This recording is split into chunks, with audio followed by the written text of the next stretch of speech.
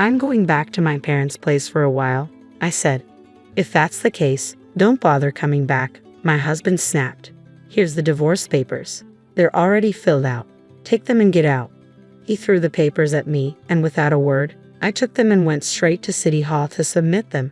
Little did he know, he would soon regret this decision. My name is Jessica, and I am 28 years old. I had been married to Bob, who is 30, for a year. Before our marriage, I worked as a freelance graphic designer from home while Bob worked in the sales department. I met Bob 2 years ago when I was feeling down after a breakup. A friend introduced us, and although I wasn't looking to date anyone, Bob had already fallen for me after seeing my pictures. I don't mind starting as friends, he said, asking me out. During our outings, Bob's kindness won me over, and before I knew it, I had fallen in love with him. Once I shared my feelings, we started dating. 6 months later, Bob proposed and we got married. Jessica, you're a lucky woman. You've been chosen by me, the ace salesperson at the company, chased by many girls. Bob would often boast after we got married. Indeed, he was the star of the sales department and quite handsome. However, his constant bragging started to bother me. At the time, though, I found it endearing. Love is indeed blind. I adored my confident, kind, and strong husband Bob. Though we hadn't yet started a family, I cherished every moment spent with him. However, a year into our marriage, I encountered a problem. Jessica, when will I get to see my grandchild? That was my mother-in-law. From the moment we married, she began pressing us about starting a family every time we visited. Given that their house was just a short 15-minute drive away, we ended up having dinner there several times a month, enduring her persistent reminders. We're still young, and we want to enjoy our time together a bit longer, I replied. Upon hearing this, my mother-in-law let out an audible sigh. You say you're young, but you'll be 30 soon. I'll give you another year, but that's it. You should start having babies soon. It won't get any easier. When I married into this family, I got pregnant right away. Besides, you're just sitting around at home, aren't you? It seemed my mother-in-law had never really acknowledged my job since before I married Bob, perhaps because few work-from-home options existed back then. Furthermore, the reason we hadn't started a family yet was because Bob insisted on us enjoying more time together, just the two of us. No, that's not true. I work diligently from home. I've told you before, I earn nearly as much as Bob, I argued. Isn't Bob just covering for you? You're just fooling around, she retorted. That's not true. Bob, please say something, I pleaded. Huh? Oh, Bob seldom intervened in these situations. According to him, there's no point arguing with Mom. She doesn't listen, so it's a waste of time. Just let her talk and don't take it too seriously. Even though I was upset, I wished he would stand up for me more. Instead, he sat on the couch, absorbed in his phone, barely engaging in the conversation. Well, you can play around all you want, but since you have so much time on your hands, you should fulfill your duties as a wife. If you don't have a baby within this year, I may have to ask you to leave Bob, she declared. What? I exclaimed. It's simple. Bob is our only child. We need a daughter-in-law who can produce an heir, she explained. My husband remained silent, offering no defense while I faced this criticism. Fuming with anger, I confronted him as soon as we got home. Why didn't you say anything back there? You're the one who keeps saying we should wait to have children. You need to stand up to your mother, I demanded. I'm sorry. Mom's just stuck in her old ways. She can't let go of the idea that we should have a baby right after getting married, he replied. I understand that, but can't you speak up for me with your mother? I implored. Like I said, Mom's stubborn. It won't make a difference what I say. Remember, Jess, just nod along and it'll blow over, he replied.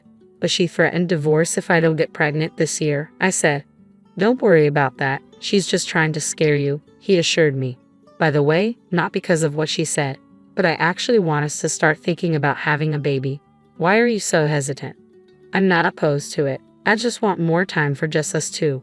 Once we have a baby, you'll be completely focused on the baby and we won't have time alone, he explained, hugging me. I found his concern endearing and hugged him back. However, despite his words at home, he never supported me when we visited his parents.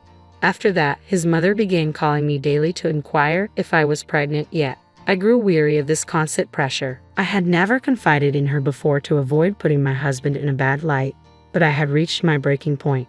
Finally, I explained to her that Bob wasn't ready for children yet, but she brushed it off. "That's because you're making Bob say that. He would never say such a thing," she insisted. "That's not true. Bob is the one who wants to wait. I want a baby too," I asserted. "Oh really, Bob, is that true?" She turned to him. No, that's not exactly it. I mean, I do think we should enjoy just the two of us a bit longer, and Jessica is okay with that." He stumbled through his response. I was stunned by his words. While I agreed with Bob's desire to wait, his response made it sound like I had misled his mother about wanting a baby. As expected, his mother shot me a disapproving look after hearing his wavering answer. "You see, even Jessica agrees with me. Now, please hurry up and have a baby. Don't keep us waiting," she insisted. In the end, I was the one who took the blame. When I confronted Bob at home about how he had spoken to me, he simply said, "I'll handle it better next time," but never brought it up again. Lately, I've been feeling increasingly anxious, wondering why I had to endure such treatment. There was a reason behind Bob's reluctance to have children, though. The truth came to light on a particular day off. It was one of those days when Bob spent time with his friends, leaving me home alone. Initially, I lounged around, dreading the upcoming visit to my in-laws and anticipating more criticism from my mother-in-law. With Bob away, I decided to take a break and went shopping. A solo shopping trip, a rare treat for me lately, helped clear my mind, and I decided to take a break at a cafe with a terrace. There, something unbelievable caught my eye. It was Bob with an unfamiliar woman and a baby. I quickly ducked out of sight to avoid being seen by Bob. They seemed engrossed in conversation, and suddenly, Bob gently picked up the baby and comforted it with a smile. I couldn't comprehend what I was witnessing. My mind went blank as I continued to watch. He had said he was with friends, but was this woman one of them? Since we married, Bob had introduced me to all his friends, and I had never met this woman before. Then Bob kissed the baby on the cheek. Seeing Bob show such tenderness to a strange baby after claiming he wasn't ready for children with me pained my heart deeply. The thought crossed my mind that perhaps he didn't want children with me because he didn't truly love me. Tears blurred my vision uncontrollably. Could he be cheating on me? The mere idea constricted my chest even more. I snapped a photo of them together, appearing happy with the intention of confronting Bob later. Just as I was preparing to leave, Bob handed a white envelope to the woman and the baby, and they started to depart. I hurriedly made my way home, desperate to avoid encountering Bob.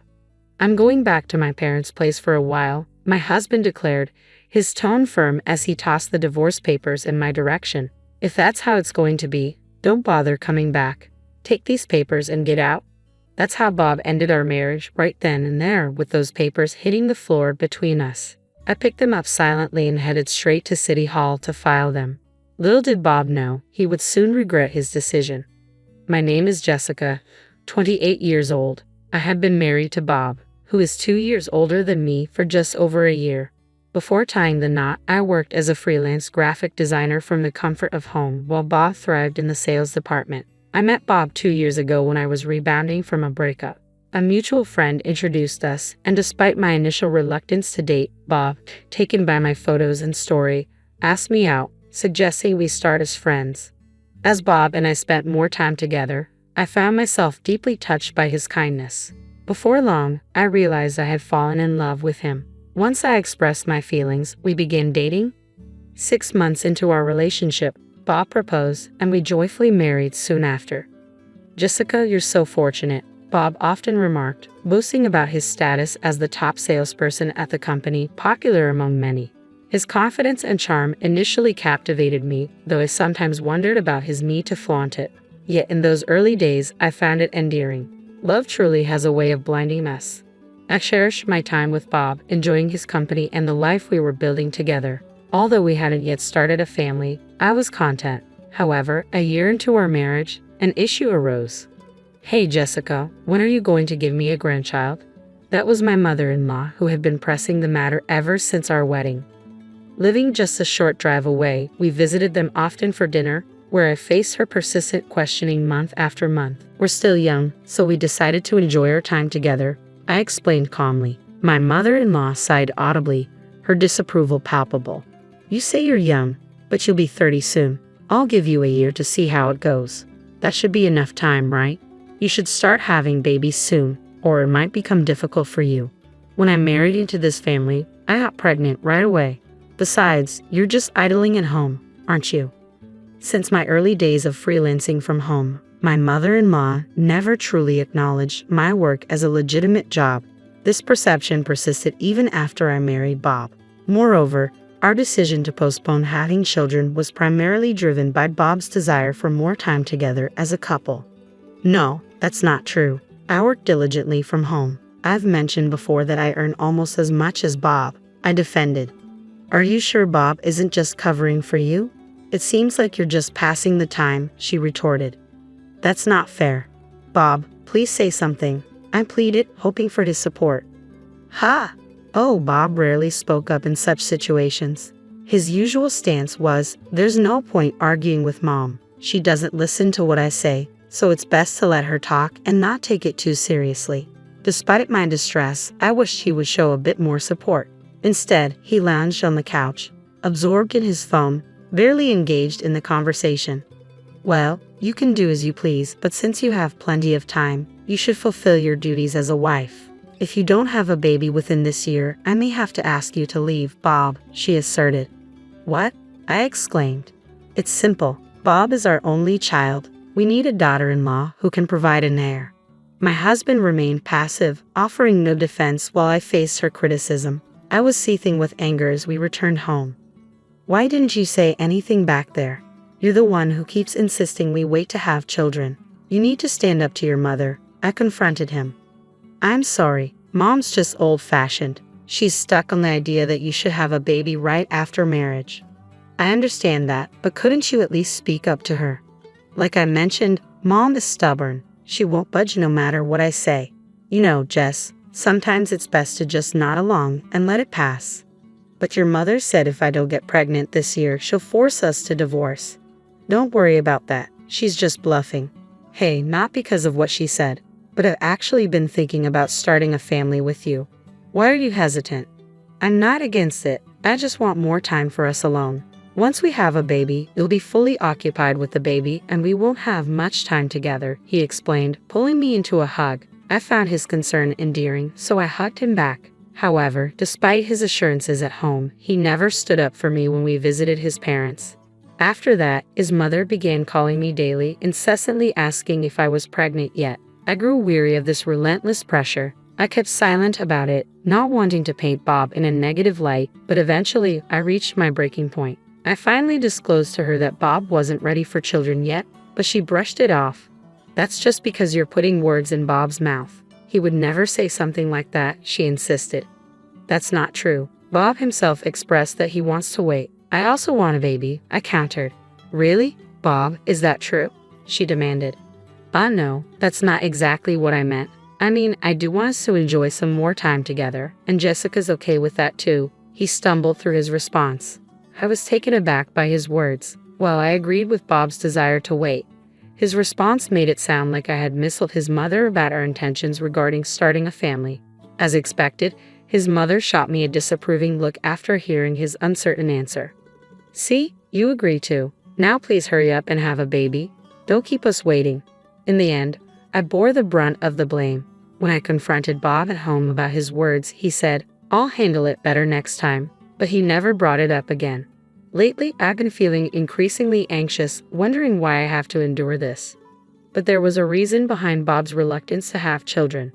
The truth came to light on a particular day off. I was home alone as Bob had his monthly outing with friends. Initially lounging at home, I had planned to visit my in-laws later in the evening, already dreading the inevitable nagging from my mother-in-law. With Bob absent, I took the opportunity to clear my mind with a solo shopping trip. Afterward, I decided to relax at a cafe with a terrace. It was there that I witnessed something unbelievable. Bob was seated with an unfamiliar woman and a baby. I quickly hid to avoid being seen. They appeared to be engaged in a pleasant conversation, and suddenly, Bob gently comforted the baby with a smile. I couldn't comprehend what was unfolding before me. My mind went blank as I continued to watch. Bob had claimed he was out with friends, but who was this woman?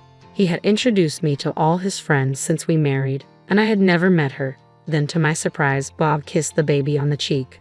Seeing Bob affectionately dote on an unfamiliar baby, despite his insistence on not wanting children with me, deeply wounded me.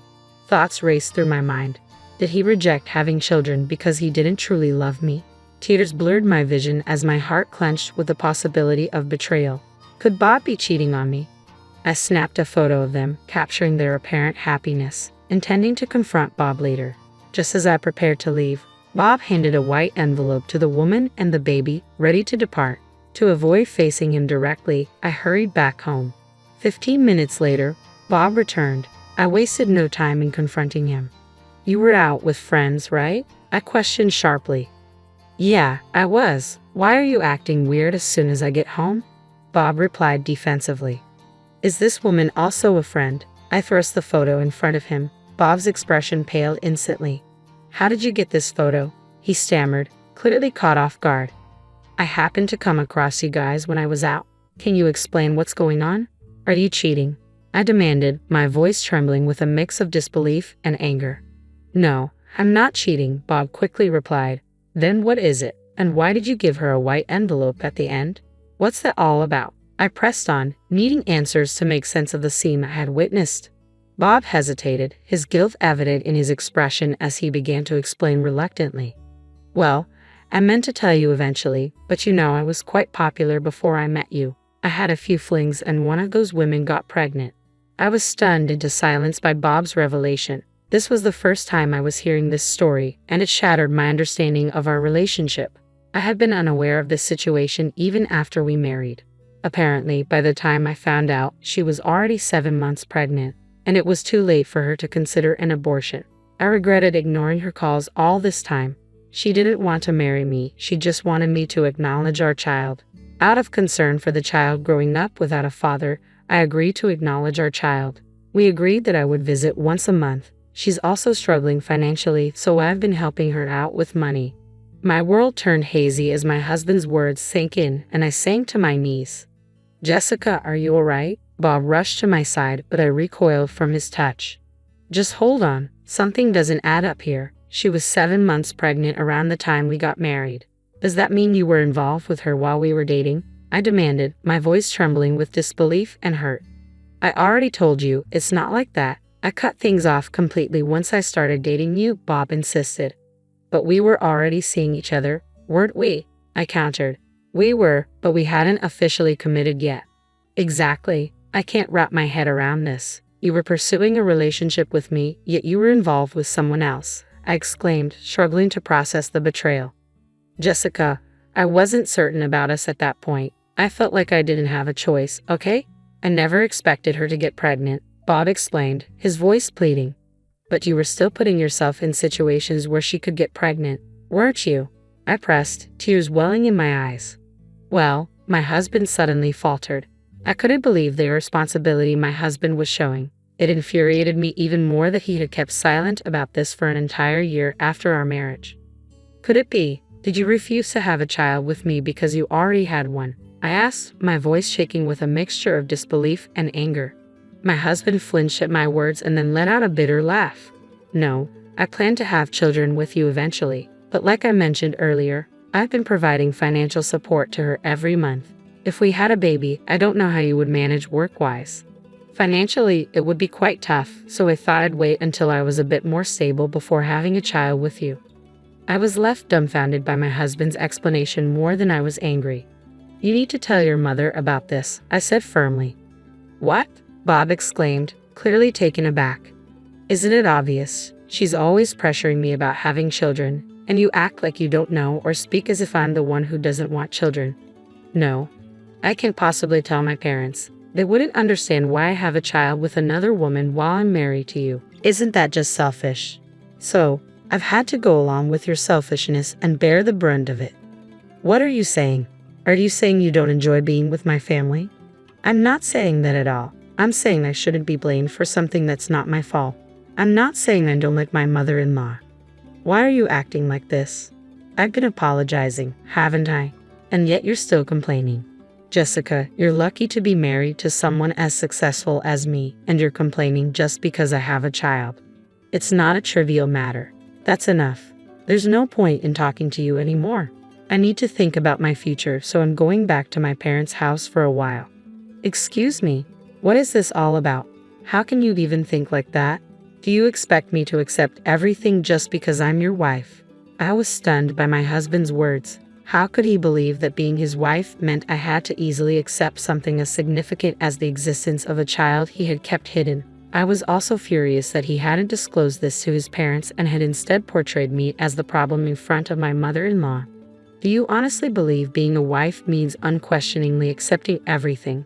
Regardless, I'm going back to my parents' house. Perhaps you should take some time to reflect while I'm away. As I spoke and began to rise, he swiftly stood up, retrieved something from our bedroom, and hurled it towards me. "If that's how you feel, then don't bother coming back. If you can't accept all of me, you're not my wife. Here are the divorce papers. They're already filled out. Take them and leave immediately." Yes, my husband had thrown divorce papers at me. "You've already filled them out? What does this mean?" I could understand if you were suggesting divorce, but having them ready beforehand. "Did you plan this?" I couldn't believe it, and I asked him. His response was a scornful laugh. "You never know what life will throw at you, so it's best to be prepared for anything, right? I mean, I liked your face, but if you can't accept all of me, then I don't need you anymore. Fortunately, there are plenty of women who want to marry a guy like me. I just need to choose a good one from among them. In other words, I have plenty of options for a wife." His words ignited a fire within me. I needed time to process everything, especially the bombshell about his hidden child. Yet here he was implying I was replaceable. It was infuriating beyond belief. Gripping the divorce papers tightly, I shot him a glare. "I never imagined you could stoop so low. Fine, I'll grant your wish and divorce you. I'll pack my things when you're not around. We probably won't see each other again. Goodbye." With that, I stormed out of the house, swiftly filled out the divorce papers, and submitted them to City Hall. But simply divorcing him wasn't enough. Once back at my parents' house, I recounted everything to my father. The following day, I took a day off work to gather my belongings. Though I mourned the shattered dreams of a happy marriage, I also felt relieved to have severed ties before investing more years with such a man. Wiping away my tears, I resolved to move forward. Just as I finished packing and the delivery service arrived to collect my belongings, my ex-husband called. "Hello, Jessica. I was wrong. Forgive me." My ex-husband's voice on the phone was filled with desperation as soon as I answered. I couldn't help but smirk. "Forgive you? After everything? Weren't you the one who initiated the divorce?" "I merely followed through on your decision," I retorted coolly. "No, that was a mistake. I regret it deeply. You haven't submitted the divorce papers yet, have you?" he pleaded. "Of course I did. You handed them to me yourself," I replied, incredulous. "What? Please, let's get married again. I can't live without you, Jessica." I almost chuckled at his feeble attempt. It seemed my conversation with my father had left my ex-husband in a tough spot, and rightfully so. My father held a significant position at a major client of my ex-husband's company, a fact my ex seemed to have overlooked in his haste to divorce me. I took satisfaction in knowing I had caused him some discomfort. "Did you lose the contract with my father's company? That's unfortunate, especially for the ace of the sales department. It will be interesting to see how you handle this situation," I remarked casually. "No, that's why I want to start over with you. There are plenty of replacements for me out there, right? You should try to find one." With that, I ended the call and allowed myself a broad smile. As I later learned from my father, my ex-husband had been demoted due to his role in losing the major client's contract. It was better than being fired, but his reputation within the company had taken a significant hit. After revealing the truth about his illegitimate child to my in-laws, they initially sought to reconcile him with the child's mother. However, due to her financial situation, they declined to pursue the remarriage, prompting my ex-husband to reach out to me again. Naturally, I refused. Who would willingly return to such a toxic environment? In contrast, life after divorce had treated me well. I moved back to my parents' home, focused on my career, and recently secured a significant contract with a major client. My work was flourishing, and while I kept an open heart for the possibility of meeting someone new in the future, for now, I was content focusing on my professional success. So, I've always been the weird one in my family. You know, the black sheep and all that. I'm Ella Thompson, 29 years old now, but I felt like I don't fit in for pretty much forever. Growing up, I was the oldest kid of Doctors Margaret and Robert Thompson. Yeah, my parents were big shots, but none of that good stuff ever really came my way. Nah, all the perks went to my younger twin brothers, Jack and Oliver. From the second those two popped out, it was like I became invisible to my parents. It started off small, you know? They'd get a bigger piece of cake or a new toy. But as we got older, it got way worse and super obvious. I remember when I turned 10. I'd been dropping hints for ages about this art set I saw in a shop window. Nothing crazy, just a basic kit with some decent paints and brushes. When my birthday rolled around, I was so pumped to open my one present, and what do I find? A freaking math workbook. When I hit my teenage years, the favoritism got even more in your face. Family trips were all about what the boys wanted. If Jack felt like skiing, boom, we're off to the slopes. If Oliver was into surfing that year, hello beach vacation. My ideas? Always got shot down or ignored. College applications. Man, that's a touchy subject. When I was 17, I fell in love with art restoration. I'd hang out at the local museum for hours, bugging the staff with questions about how they fixed up old art. When I brought up studying art restoration in college, you'd think I'd said I wanted to join the circus or something. Art restoration? Mom laughed. Ella, get real. That's not a proper job. Yeah, Ella, Jack butted in with this smug look. Why don't you do something useful, like become a doctor? I'll never forget how proud my parents looked when Jack said that. It was a look I'd never seen them give me. Even though they didn't have my back, I was determined to make it happen.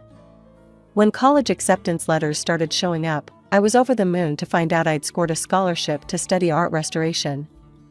I remember running into the kitchen, waving the letter around like a crazy person.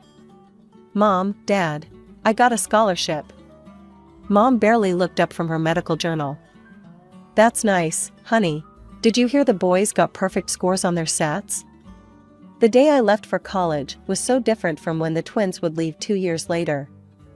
I packed up my second-hand laptop and thrift store clothes, getting ready to take the bus to my not-so-fancy state school. My parents were too caught up in their work to even give me a ride to the bus station. But there was one person who actually saw me for who I was. My grandma, Elizabeth. She showed up that day, and right before I was about to leave, she pulled me aside.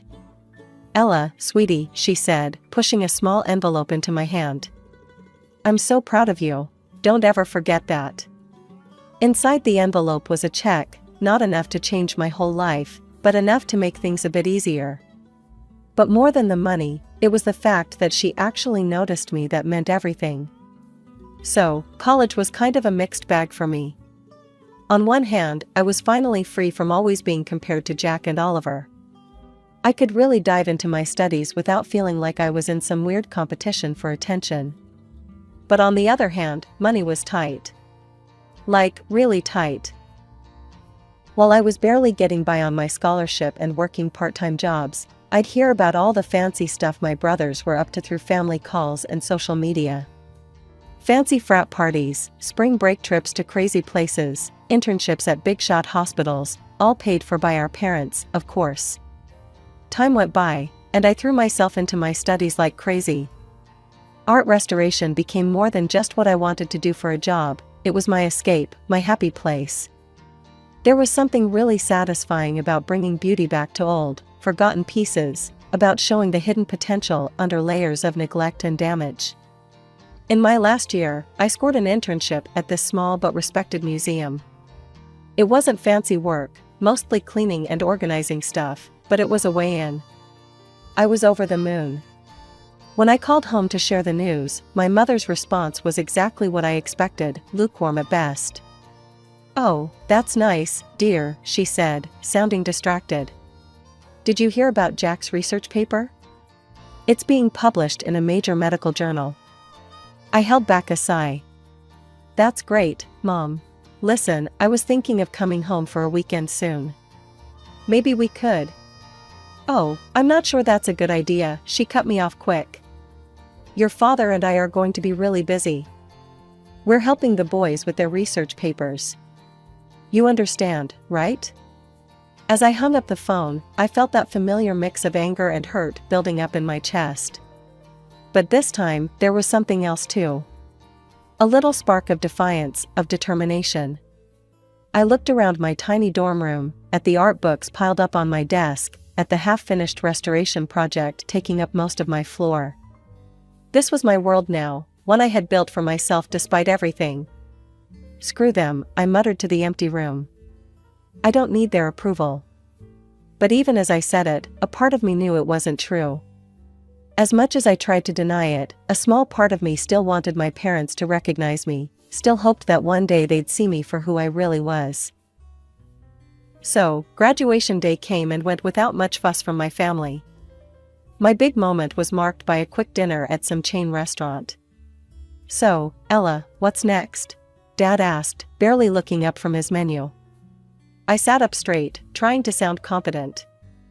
"I actually got a job offer, in one of the museums in New York." Dad frowned. "I don't know, Ella. New York is expensive. How much does this job pay?" I felt my face get hot as I mumbled the not-so-impressive starting salary. The disappointment on their faces was super obvious. The rest of the dinner was a blur of thinly veiled criticism and comparisons to Jack and Oliver's academic awesomeness. As we were leaving the restaurant, Grandma Elizabeth pulled me aside. "Don't let them dim your light, my dear," she whispered, pressing a small envelope into my hand. "Go to New York. Chase your dreams." Inside the envelope was a check, enough to cover my first month's rent in the city. I hugged her tight, trying not to cry. The next few years were crazy. I threw myself into my work, slowly but surely making a name for myself in the world of art restoration. It was during this time that I met Noah. Noah was a struggling graphic designer with a nice smile and this infectious passion for his work. We clicked right away over our shared love of art and our experiences as underdogs in our fields. After dating for a while, I decided it was time for Noah to meet my family. From the second we sat down, it was clear my parents had other ideas. They bombarded Noah with questions, each one more pointed than the last. "So, Noah," Dad started, trying to sound casual but failing, "what exactly are your long-term career prospects?" Noah shifted in his seat, looking uncomfortable. "Well, I'm building my client base. It takes time, but I'm making progress." Mom jumped in. "And your current income? Is it enough to support a family?" I felt my face get hot. "Mom, that's not." "It's okay, Ella," Noah said, squeezing my hand under the table. "I'm not where I want to be money-wise yet, Dr. Thompson, but I'm working hard to get there." The interrogation kept going throughout dinner. With each question, I could see Noah's confidence taking a hit, and my own anger rising. As we were leaving, Mom pulled me aside. "Ella, honey, I know you think you care for this boy, but you need to be realistic. You've already chosen a challenging career path. Don't make it worse by attaching yourself to someone with no real future." "Mom," I hissed, shocked at how blunt she was being. Dad joined in. "Your mother's right, Ella. You need to think about your future. This Noah seems nice enough, but is he really good enough for you? You could do so much better." I stood there, speechless, as years of pent-up frustration threatened to explode. How dare they judge Noah? How dare they once again dismiss my choices? So, as Noah and I started planning our wedding, reality hit us hard. Our combined savings were pretty pathetic, barely enough for a simple ceremony. One night, after staring at budget spreadsheets for hours, I decided to bring it up with my parents. Maybe they'd want to chip in. "Mom, Dad," I started hesitantly during our weekly phone call. "Noah and I have set a date for the wedding. We're trying to keep costs down, but I was wondering if maybe you'd like to help out a little? Even just with the planning?" The silence on the other end of the line was so long and awkward. Finally, Mom spoke, her voice cold as ice. "Ella, you're an adult now. If you've chosen to marry this person, then you need to handle the consequences yourself." I hung up feeling like crap, but not really surprised. Once again, Grandma Elizabeth swooped in to save the day. When I told her about the situation, she didn't hesitate to help. My dear, she said, her voice warm over the phone, I may not be able to give you the wedding of your dreams, but I want to help make your day special. She sent over some money that, while not a ton, made a huge difference to our plans. The wedding day arrived, and I had this mix of excitement and nerves churning in my stomach. The community center we'd rented was simple, but looked nice, decorated with wildflowers and twinkly lights. Our small group of friends had pitched in, helping with everything from the decorations to the homemade cake. As I walked down the makeshift aisle, Noah's face lit up with a smile that made all the struggle worth it. For a moment, I forgot about everything else, the money stress, my family being jerks, and just soaked in the love radiating from his eyes. The bubble burst as soon as I caught sight of my family. Mom and Dad sat stiffly in the front row, looking bored and disgusted. I overheard Mom muttering to Dad about the tacky decorations and cheap food. Jack and Oliver were even worse, snickering in the corner and constantly on their phones. I tried to ignore them, focusing instead on our vows and the supportive faces of our friends. It wasn't until the next day that I realized just how cruel they could be. I woke up to a ton of notifications on my phone.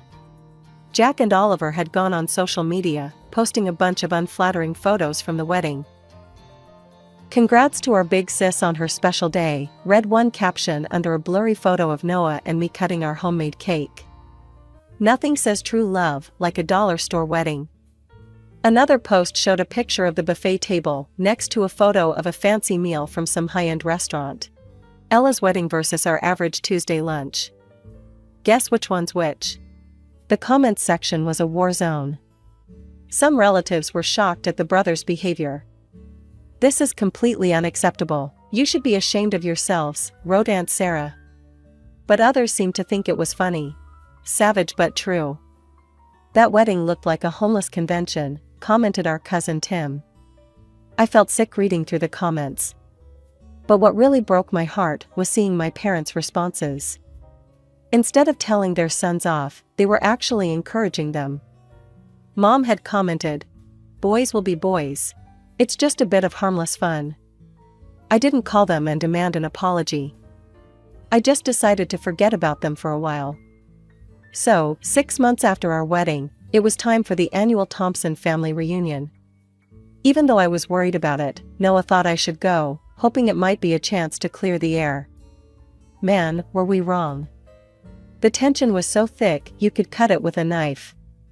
I managed to keep it together for the first hour, making polite conversation and avoiding my immediate family as much as I could. But then I overheard Jack bragging about his latest fancy vacation, paid for by our parents, of course. Something inside me just snapped. "Must be nice," I said, loud enough for everyone to hear. "To have mommy and daddy bankroll your entire life." The room went dead quiet. Jack stared at me, his mouth hanging open.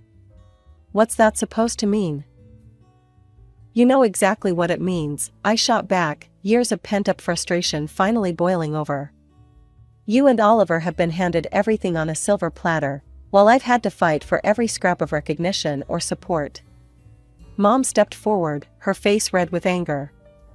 "Now, Ella, you're being ridiculous. We've always treated you children equally." I let out a bitter laugh. "Equally? Are you kidding me? Let's talk about equal, shall we?" I started counting off on my fingers. Private school tuition for the boys, public school for me. Brand new cars for their 16th birthdays, nothing for mine. And let's not forget the crowning achievement, $300,000 for their Ivy League medical educations, while I had to scrape by on scholarships and loans.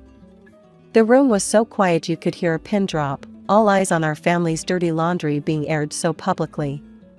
Mom's voice was ice cold when she spoke. "If you're so obsessed with money, Ella, perhaps you should have married someone rich instead of your poor husband." Her words hit me like a punch to the gut. Noah, who had been silently supporting me, stiffened beside me. "How dare you?" I hissed, feeling tears in my eyes. "Noah is worth 10 of you. He actually loves me for who I am, not for how I can make him look good to his country club friends." The reunion turned into total chaos. Everyone was throwing accusations, bringing up old grudges, and years of resentment came pouring out. In the middle of all the shouting, a strong voice cut through the noise. "Enough." Everyone turned to see Grandma Elizabeth standing up, her usually kind face looking stern and angry.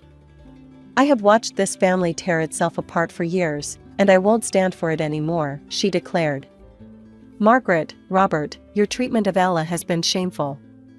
And you boys," she turned to Jack and Oliver, "your cruelty towards your sister is unforgivable." For a moment, the room was silent. Then Mom, never one to back down, spat out, "Mother, you don't understand. Ella has always been difficult, always causing problems." "No, Margaret," Grandma interrupted. "The only problem here is your blatant favoritism and inability to see the damage you've done." I looked around the room, at the shocked faces of my relatives, at my grandmother's resolute stance, at my parents' anger, and my brother's smug expressions. In that moment, something inside me broke and then came back together differently. "I'm done," I said, my voice quiet but firm. "I'm done trying to win your approval, done trying to be part of this toxic family. Noah and I are leaving, and don't bother trying to contact us." The months that followed were tough. Noah was my rock through it all. He held me when the sadness hit, celebrated the small victories, and never once made me feel guilty for the family drama I'd brought into our lives. So, life has this weird way of throwing you for a loop when you least expect it. It all kicked off with a phone call.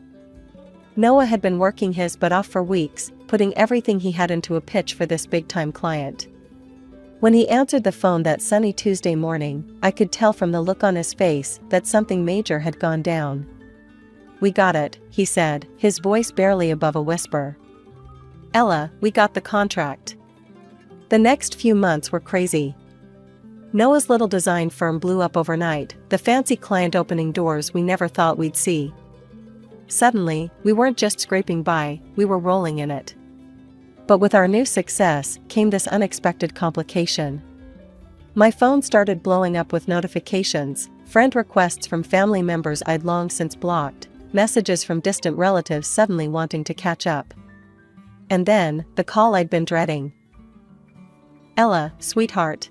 My mother's voice, sickly sweet, came through the line. "We've heard the wonderful news about Noah's business. We always knew you two would make it." The bullshit kept coming. My father got on the line, talking about how proud they were, how they'd always believed in us. I listened in stunned silence, getting angrier with each lie. "We'd love to see you," Mom chirped. "Maybe we could all have dinner, celebrate your success as a family?" That snapped me out of it. "As a family?" I repeated, my voice hard. "We haven't been a family for a long time, and that's not going to change just because our bank account has." I stuck to my guns. When my parents showed up at our door out of the blue, I didn't let them in. When they sent fancy gifts, I sent them right back unopened. Instead, Noah and I focused on building the life we'd always wanted. We worked hard, saved smart, and eventually found ourselves signing the papers for a beautiful apartment right in the middle of the city. Excited to share our happiness, I posted a photo on social media. It was a simple shot, Noah and I, keys in hand, standing in front of our new home.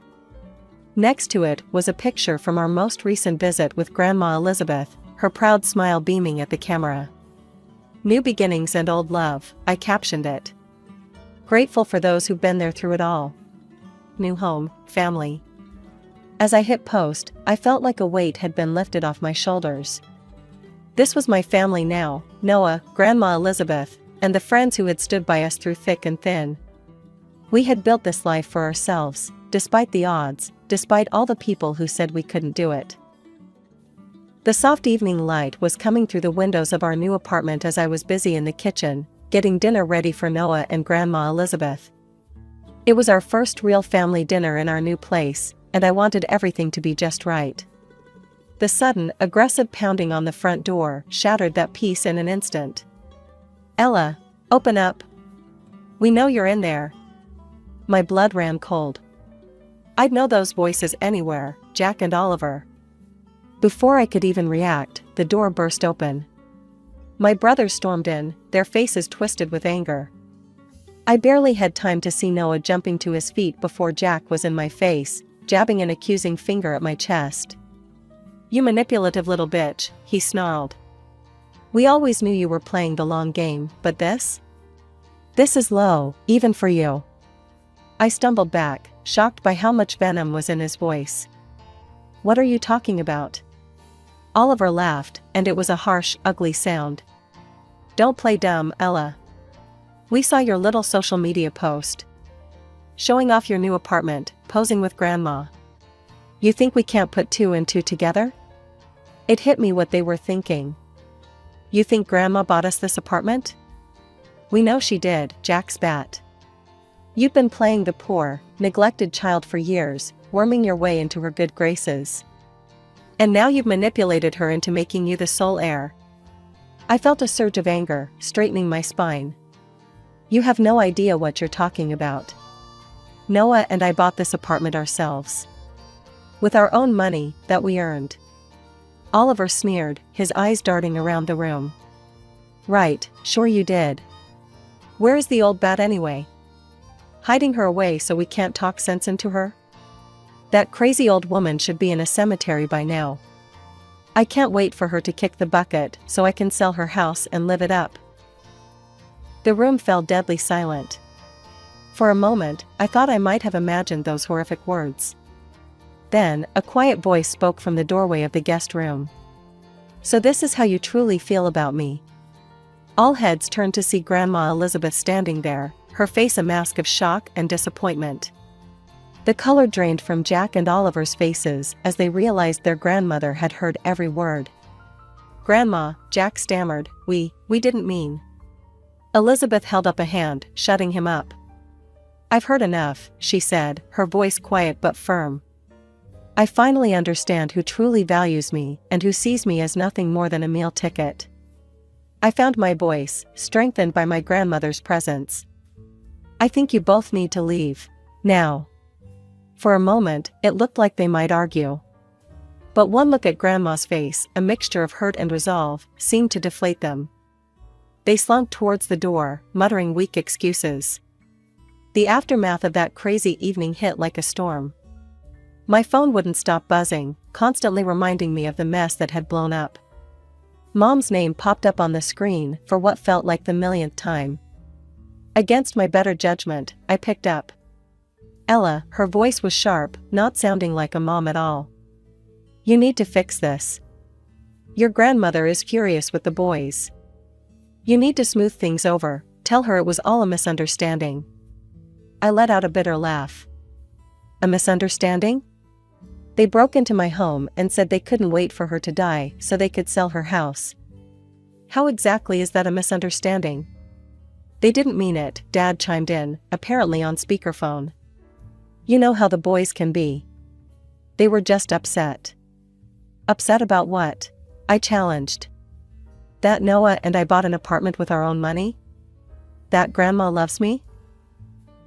Mom's voice turned sickly sweet. "Sweetheart, we know you've always felt left out. But you need to think about what's best for the family. Your brothers deserve that inheritance. Don't be selfish." Something inside me snapped. Years of pent-up frustration and hurt came pouring out. "Selfish? You're calling me selfish? After years of favoritism, of dismissing my achievements, of treating Noah and me like second-class citizens?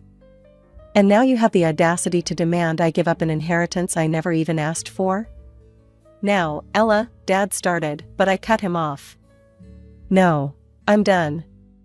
I'm done with the manipulation, the guilt trips, all of it. Don't call me again. Don't text. Don't show up at my door. We're through." Over the next few days, I blocked their numbers, along with Jack and Oliver's.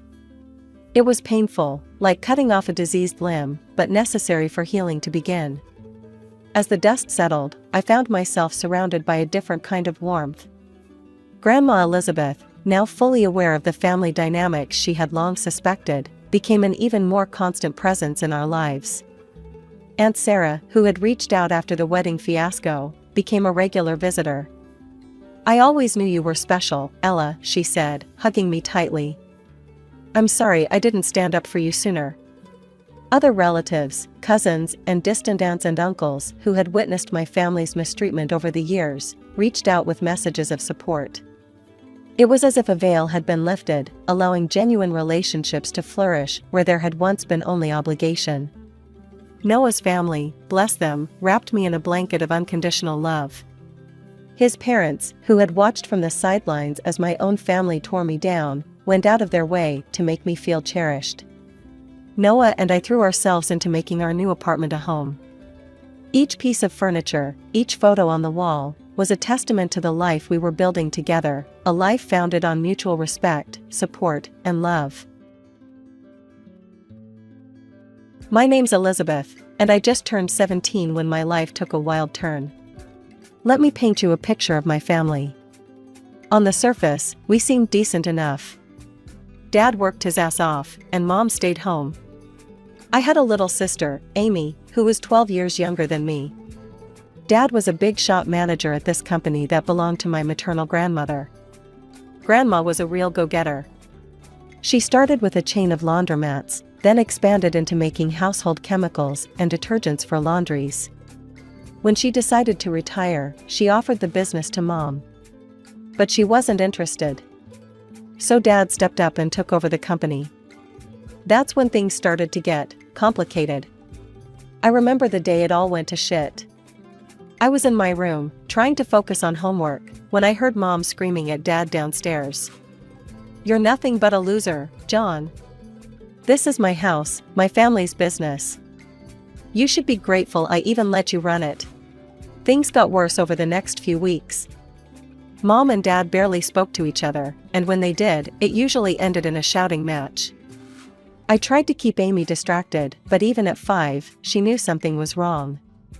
Then came the day that changed everything.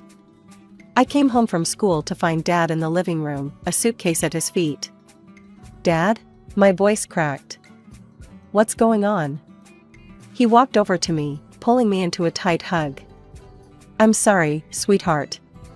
I can't stay here anymore. It's not good for anyone." I felt like I couldn't breathe. But what about Amy? What about me? Dad pulled back, his eyes shiny with unshed tears. "I love you both so much. Never forget that. But sometimes love isn't enough." He kissed my forehead, then walked over to Amy, who was watching us with wide, confused eyes. He knelt down, hugging her tightly. "Be good for your big sister, okay, pumpkin?" And just like that, he was gone. The door closed behind him with a finality that left me feeling hollow. Mom came home an hour later. When I told her Dad had left, she didn't seem surprised. She just nodded, like she'd been expecting it. "Good riddance," she muttered. "Mom, I couldn't believe what I was hearing." "How can you say that?" She turned to me, her eyes hard. "Your father cheated on me, Elizabeth. Multiple times. I couldn't take it anymore." That night, as I lay in bed, I could hear Mom on the phone in her room. She was laughing, sounding happier than I'd heard her in months. I wondered who she was talking to, but I was too exhausted to care. Just when I thought things couldn't get any more complicated after Dad left, Mom dropped another bombshell on us. "Girls," she announced one morning over breakfast, "I have some news. I'm getting married." I nearly choked on my cereal. "What? Mom, Dad's only been gone for 2 months." She waved her hand dismissively. "Sometimes, true love comes unexpectedly, Elizabeth. You'll understand when you're older." Robert moved in a week later. He was, okay, I guess. Tall, good-looking in that generic way that makes people say, "Oh, he seems nice." But something about him rubbed me the wrong way from the start. He made an effort with Amy, playing games with her and helping her with her homework. But with me? It was like I barely existed. Meanwhile, changes were happening at the company too. Mom had taken over after Dad left, and she brought Robert in to work with her. They seemed to make a good team, always huddled together, discussing business strategies. I tried to focus on my own life, school, friends, the usual teenage stuff. But it was hard to ignore the nagging feeling that I was becoming invisible in my own family. Things came to a head when Mom and Robert announced they were opening a new branch of the company in another city. "We're moving," Mom told me one evening. "It's a great opportunity for the business. As for you, Robert and I have been talking, and we think it might be best if you stay here." I couldn't believe what I was hearing. "Stay here? Without you?" "It's just that the new house won't have much space," she explained hurriedly. "And you're almost done with school.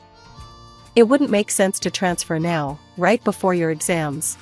I felt like I'd been punched in the gut. "So where am I supposed to live? On the street?" "Don't be dramatic, Elizabeth," Mom scolded. "You'll stay with your grandmother. She's already agreed to it."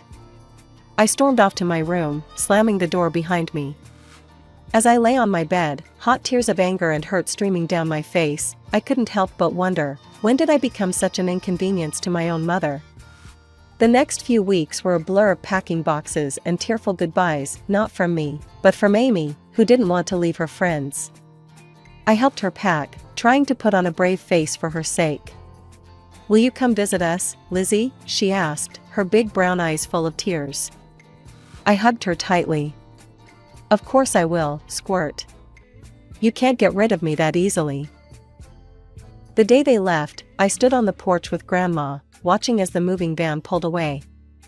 Mom gave me a quick hug, Robert nodded awkwardly, and then they were gone, taking Amy with them. Living with Grandma wasn't as bad as I'd feared. She was cool in her own way, giving me space when I needed it, but always there with a cup of tea and a listening ear when I wanted to talk. Still, it wasn't home. My 18th birthday rolled around faster than I expected. I woke up that morning feeling weird. Like I should be excited, but all I felt was empty. Mom called, of course. "Happy birthday, sweetie." Her voice was bright, almost too cheery. "I'm sorry we can't be there. Work's just crazy right now. We'll celebrate when we visit next month, okay?" I knew we wouldn't. They hadn't visited once since they left. "Sure, Mom. Sounds great." Grandma must have sensed my mood, because she went all out. She let me invite a few friends over, ordered my favorite food, even baked a cake herself. For a few hours, I almost forgot about everything else. The next morning, Grandma called me into her home office. She had the serious look on her face that made my stomach clench.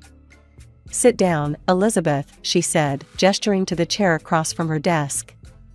"We need to talk." Oh God, I thought. She's kicking me out. Where am I gonna go? But then she smiled, reached into her desk drawer, and pulled out a small folder. "Happy birthday, sweetheart. Open it." I did, and nearly dropped it when I realized what I was looking at. "Grandma, is this?" She nodded, her eyes twinkling. "The company is yours now, Elizabeth. I see potential in you, kiddo. You've got a good head on your shoulders, and I know you'll do right by the business." "But Mom and Robert, they're running it now." Grandma's face hardened slightly. "They're running a branch. The main company, the heart of it all, that's yours now." I sat there, stunned. Me, barely 18, owner of a multi-million-dollar company?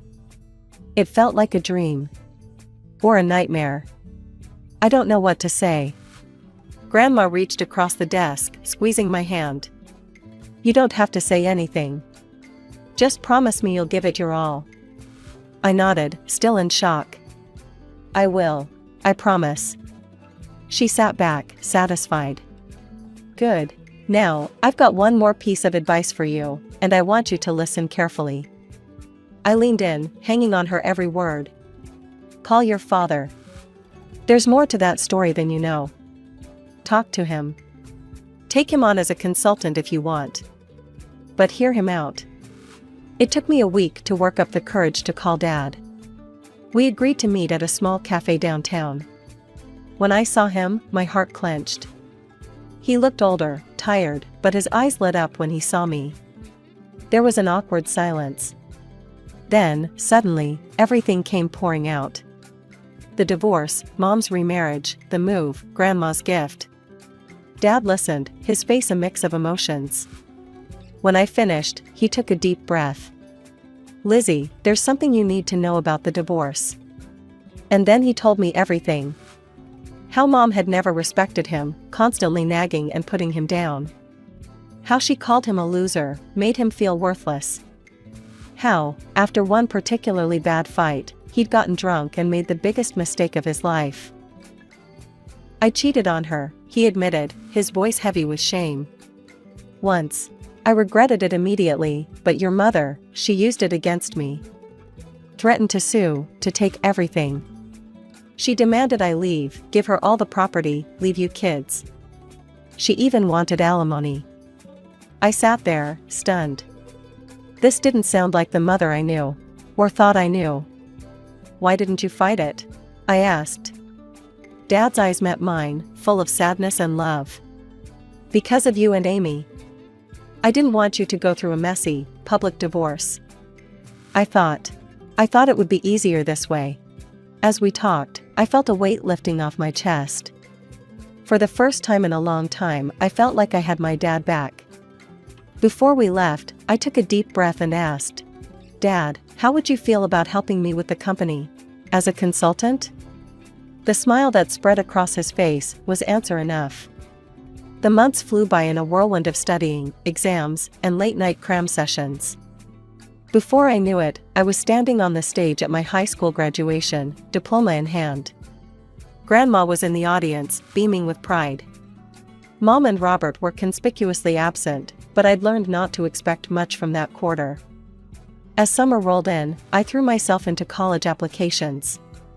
With Grandma's encouragement and Dad's long-distance support, I set my sights high. When the acceptance letters started rolling in, I could hardly believe it. But the real shocker came when I got the financial aid package from my top choice. "Full ride," I breathed, staring at the letter in disbelief. Grandma whooped, pulling me into a bear hug. "I knew you could do it, kiddo. All those late nights and competitions paid off." I'd chosen to major in business management.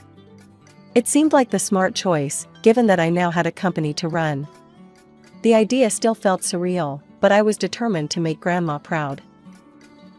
To celebrate my college acceptance, Grandma insisted on throwing a little party. Just the two of us, some fancy takeout, and a bottle of sparkling cider. Grandma wasn't about to let me drink champagne, even if I was legally an adult now. We were halfway through our meal when the doorbell rang. Grandma frowned, clearly not expecting anyone. "I'll get it," I said, putting down my fork. I opened the door and felt my stomach drop. There, looking annoyed and impatient, stood my mother and Robert. Before I could say anything, they brushed past me into the house. Mom didn't bother with pleasantries. "Mother, we need to talk about the company. Now." I watched, stunned, as Mom launched into a tirade. She didn't even glance my way, didn't ask about graduation or college. It was like I wasn't even there. "Why can't we access the main accounts?" she demanded. "And why are you blocking the transfer of capital to our subsidiary?" Grandma's eyes narrowed. "Because it's not your decision to make anymore, Helen. The company belongs to Elizabeth now. She's the one who'll decide its future and manage its finances." The room went dead silent. The tension in the room was palpable after Grandma's revelation about the company. I watched as a series of emotions flashed across Mom's face: shock, anger, and then, calculation. Suddenly, her entire demeanor changed. "Elizabeth, sweetheart," she said, her voice soft and sickly sweet. "I've missed you so much. Why don't you come live with us?" I blinked, caught off guard by this sudden change. Mom stepped closer, reaching out as if to touch my arm. I instinctively stepped back.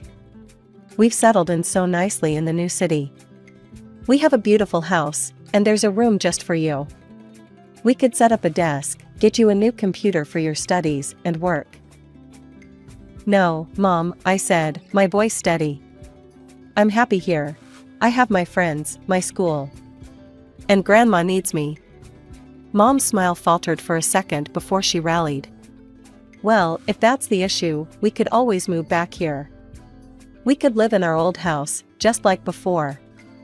Wouldn't that be nice? I shook my head. It's not about the house, Mom. It's everything. I saw the anger building in her eyes, barely contained. Before she could speak, I decided to ask the question that had been burning inside me for months. Mom, why did you really divorce Dad? She stiffened, caught off guard. Well, your father, he cheated on me. Multiple times. I was tired of it. He abandoned us for his mistress, didn't even pay alimony.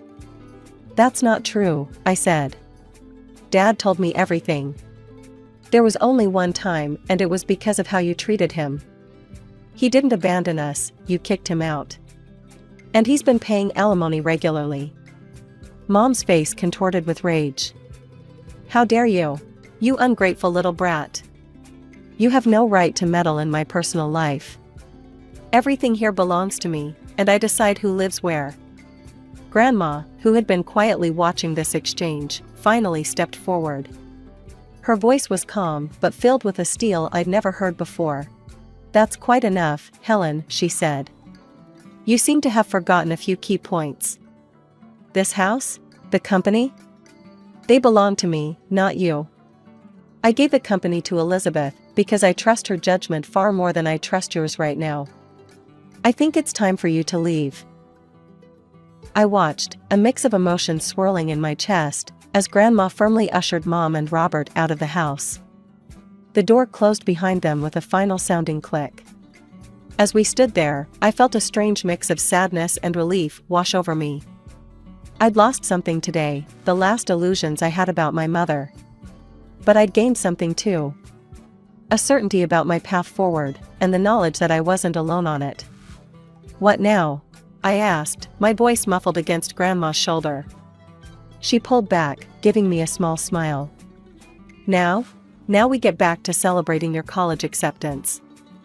And tomorrow, we start planning for your future, your real future, not the one your mother tried to force on you. The morning after the confrontation with Mom and Robert, I woke up to the sound of voices downstairs.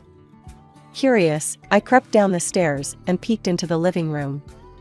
To my surprise, I saw Dad sitting on the couch, deep in conversation with Grandma.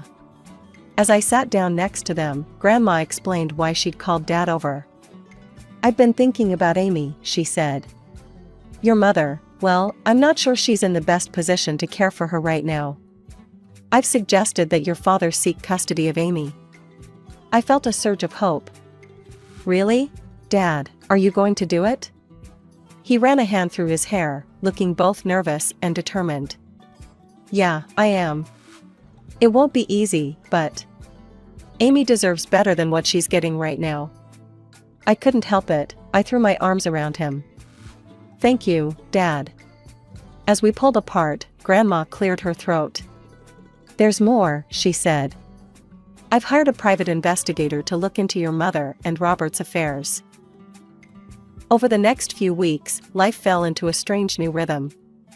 I started my college classes, throwing myself into my studies with a determination I'd never felt before. Dad came over regularly, and we worked on rebuilding our relationship. It felt good, having him back in my life. Then, about 3 weeks after that morning conversation, Grandma called us both over. Her face was grave as we sat down. The investigator's report came in, she said without preamble. And, well, it's worse than we thought. She laid out the facts, each one hitting like a punch to the gut. Mom had been cheating on Dad for years, long before the divorce. Her affair with Robert had started while she was still married to Dad. There were hotel receipts, records of expensive gifts, all painting a damning picture. But that wasn't even the worst of it. Robert is a con man, Grandma said, her voice hard.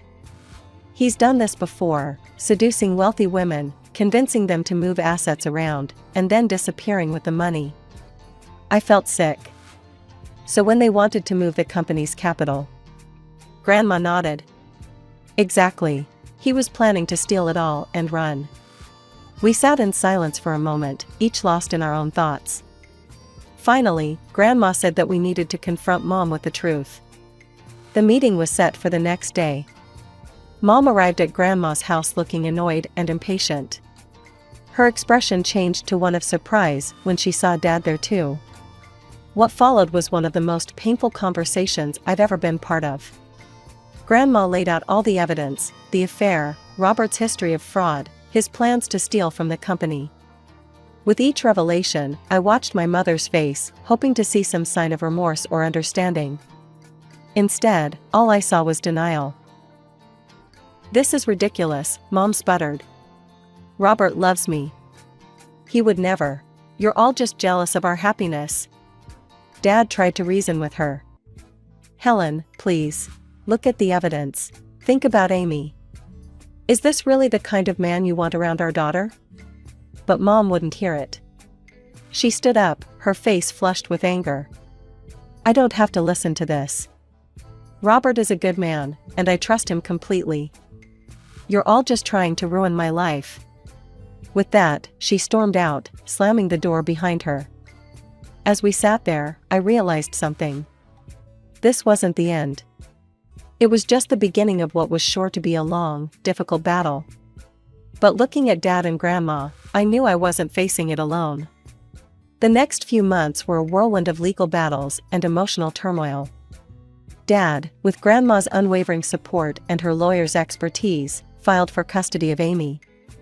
I tried to stay focused on my studies, but it was hard not to get caught up in the drama unfolding around me. The day of the custody hearing arrived, and I insisted on being there. The proceedings were grueling. Mom's lawyer tried to paint Dad as an absent father, but our lawyer came prepared. He presented evidence of Dad's consistent alimony payments, his attempts to stay in touch with us, and the stability of his current living situation. Then came the bombshell, the private investigator's report on Robert's fraudulent past and their plans to embezzle from the company. I watched Mom's face as the evidence was presented.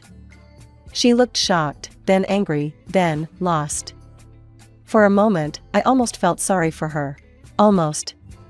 When the judge announced his decision, granting Dad full custody of Amy, I felt a mix of relief and sadness. Relief that Amy would be safe, sadness that it had come to this. As we left the courthouse, Amy in Dad's arms, Mom approached us. "This isn't over," she hissed, her eyes blazing with fury. Grandma stepped between us. "Yes, Helen, it is. Go home." The hits kept coming for Mom after that. The judge ordered her to pay child support to Dad for Amy. It was a reversal that clearly shocked her. She'd always assumed she'd be the one receiving support, not paying it. I threw myself into my studies and learning about the company, trying to distance myself from the ongoing drama. But it was hard to ignore the satisfaction I felt when I heard that Robert had left Mom, running off with another woman and a significant chunk of Mom's personal savings. It was a crisp autumn evening when Dad called me, his voice tight with suppressed emotion. "Your mother showed up at my place today," he said. "She wanted to reconcile. Said she'd made a mistake, that she wanted us to be a family again." My heart clenched. Part of me, a small, childish part, wanted him to say yes. Wanted our family back the way it used to be. But I knew too much now. We'd all been through too much. I told her no, Dad said firmly. I told her that ship had sailed a long time ago, and that I wouldn't put you or Amy through that again. I let out a breath I didn't know I'd been holding. "Good," I said, surprised by the strength in my voice. "You deserve better, Dad. We all do." There was a pause, and when Dad spoke again, I could hear the smile in his voice. "When did you get so wise, Lizzie?" I laughed, feeling lighter than I had in months.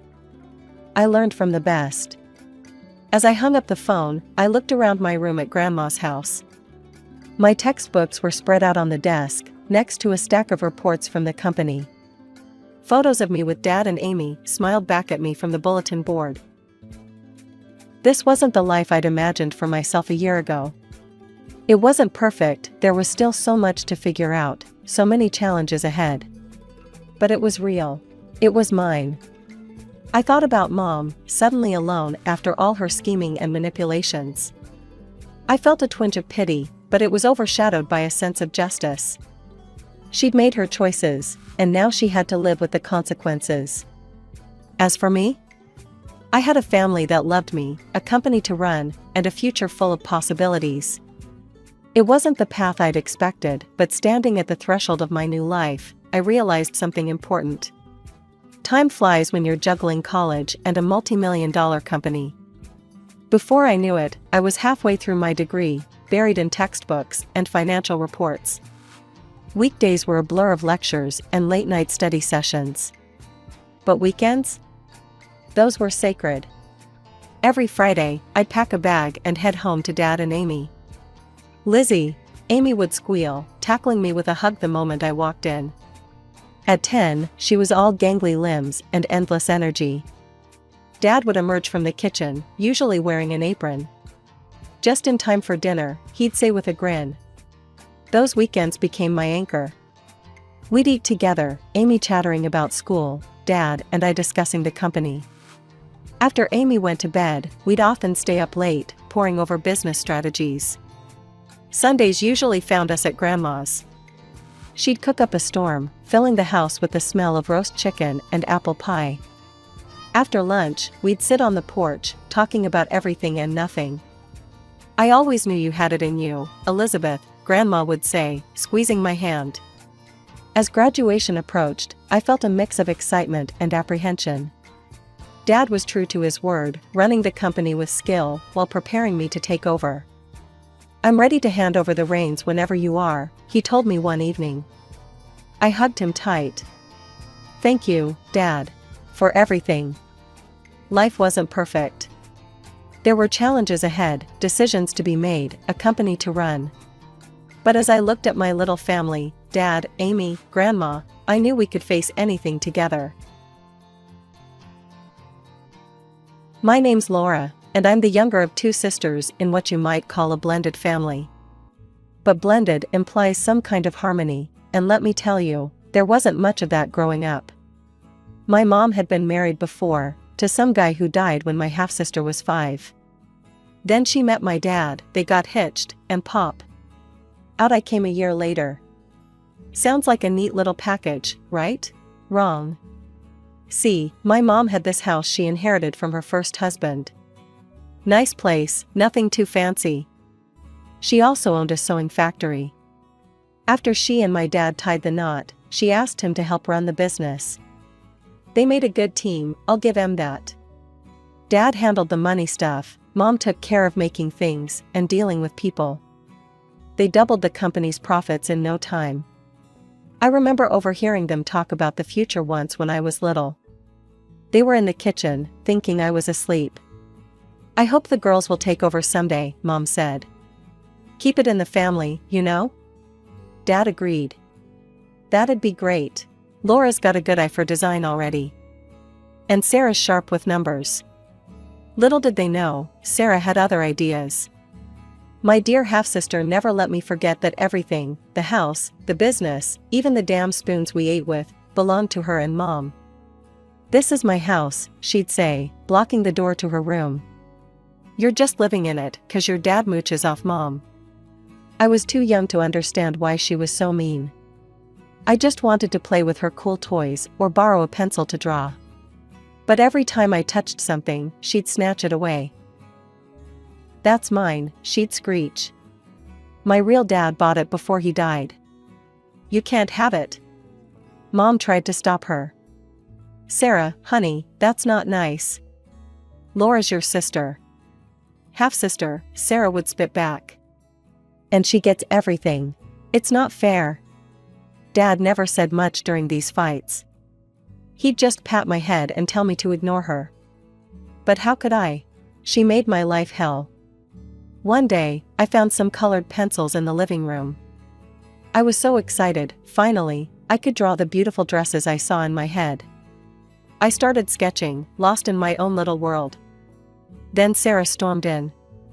"Those are mine," she yelled, grabbing the pencils.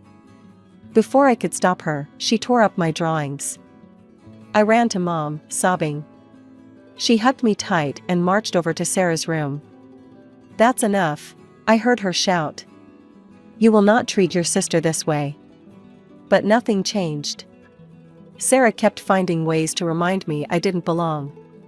And as we got older, it only got worse. As we grew older, my parents tried their best to keep the peace. They'd buy us the same clothes, give us equal gifts on holidays. But it was never enough for Sarah. Laura's sweater is softer, she'd complain. Or, her necklace has more jewels.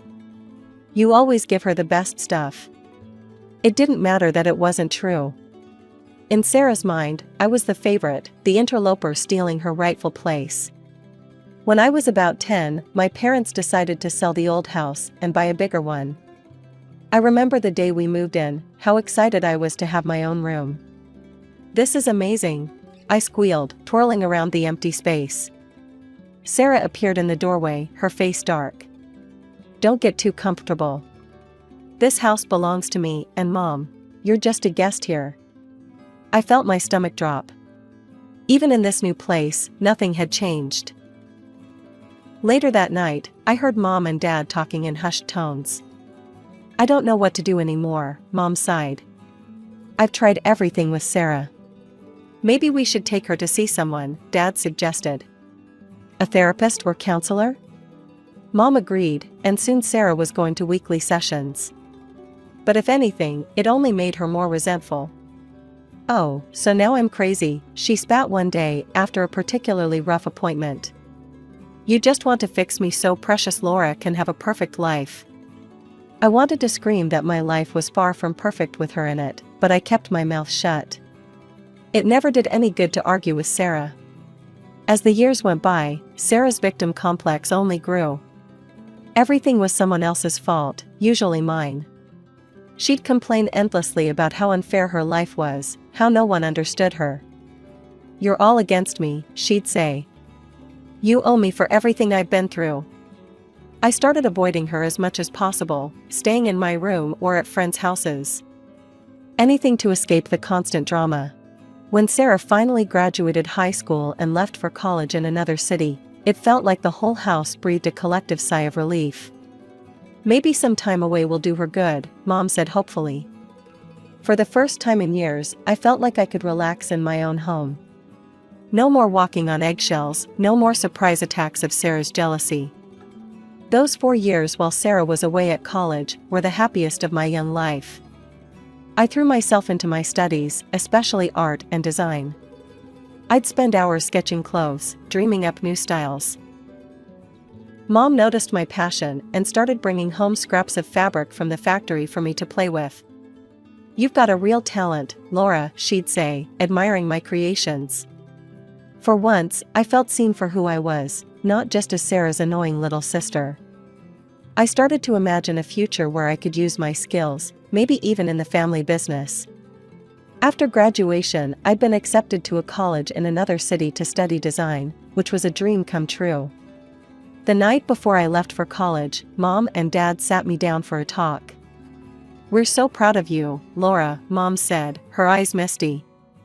"You know we support your dreams, right?" I nodded, feeling a lump in my throat. Dad chimed in. "We hope that after you graduate, you'll consider coming back to work with us. Your designs could really take the company to the next level." I promised to think about it, but honestly, I was eager to spread my wings. The idea of returning to my hometown, where Sarah's shadow still loomed, wasn't exactly appealing. College life was everything I'd hoped for and more. It was during my second year that I met him. Jason. He was a few years older, working on his master's in business. We bumped into each other at a campus coffee shop, quite literally. I spilled my latte all over his shirt. We got to talking, and before I knew it, hours had passed. Jason was funny, smart, and actually listened when I talked about my designs. We started dating soon after. As graduation approached, Jason and I talked about our future. We'd been together for over 2 years by then, and things were getting serious. "I've got a job lined up here in the city," he told me one night over dinner. "What do you think about staying here? Maybe, together?" My heart soared at the idea. I'd landed a position as a junior designer at an up-and-coming fashion company, and the thought of building a life with Jason away from all the family drama was incredibly tempting. But I knew I had to tell my parents face to face. So, we planned a trip back to my hometown. I was nervous about introducing Jason to my family, especially since I knew Sarah would be there too. To my surprise, the visit went better than I could have hoped. Mom and Dad loved Jason, and even Sarah was, well, not exactly warm, but at least civil. She didn't make any snide comments or try to undermine me, which was a first. Over dinner, I broke the news about my job and my plans to stay in the city. "That's wonderful, honey," Mom said, but I could see a hint of disappointment in her eyes. Dad cleared his throat. "Actually, we had an idea we wanted to run by you. What if you opened a branch of our company in your city?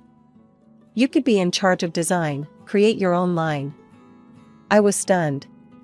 It was a generous offer, one that would allow me to pursue my dreams while still being part of the family business. "Can I think about it?" I asked. They agreed, and the rest of the visit passed pleasantly. As Jason and I were leaving, Sarah pulled me aside. "Hey, I know things haven't always been great between us," she said, looking uncomfortable. "But I'd like to try and change that. Maybe I could visit you sometime?" I was skeptical, but nodded. "Sure, that'd be nice."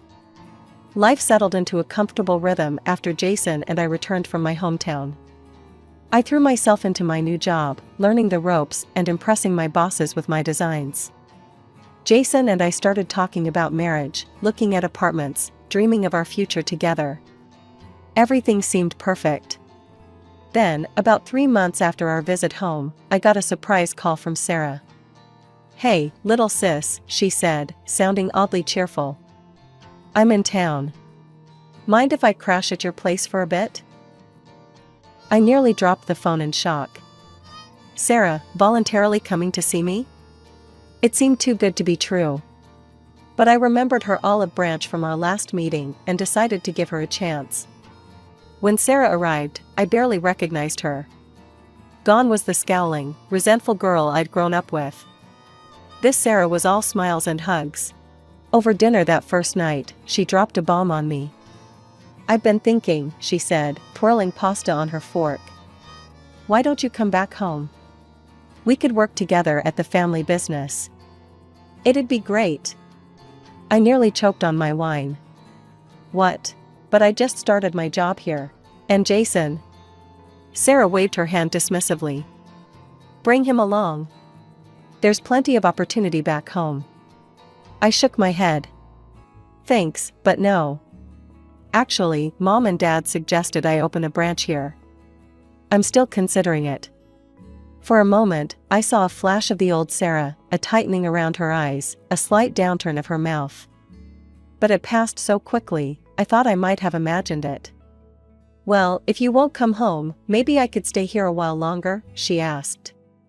"We've got so much catching up to do." Against my better judgment, I agreed. And to my surprise, living with Sarah wasn't the nightmare I'd expected. She was helpful, even taking over most of the household chores. We'd stay up late, talking about our childhood, laughing over shared memories. It felt like I was finally getting the sister I'd always wanted. One night, over a bottle of wine, Sarah brought up the idea of us working together again. "What if we opened that branch together?" she suggested. "You handle the design, I'll do the business side. We'd make a great team." The idea was tempting. Despite our rocky past, Sarah and I had been getting along so well. And having her business acumen could really help get the new branch off the ground. "Let me think about it," I said, not wanting to commit just yet. As the weeks passed, Jason started coming over more often. At first, I was nervous about how he and Sarah would get along, given our history. But to my relief, they seemed to hit it off. I'd come home from work to find them laughing over inside jokes, or deep in discussion about some business concept. It warmed my heart to see two important people in my life getting along so well. Jason and I set a date for our wedding, just 6 months away. I designed the invitations, carefully curated the guest list, and agonized over every detail of the menu and decorations.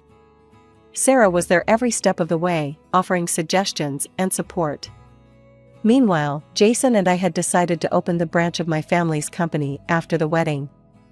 Sarah and I spent many evenings discussing our plans, getting more excited with each conversation. "We're going to make an amazing team," Sarah said one night, clinking her wine glass against mine.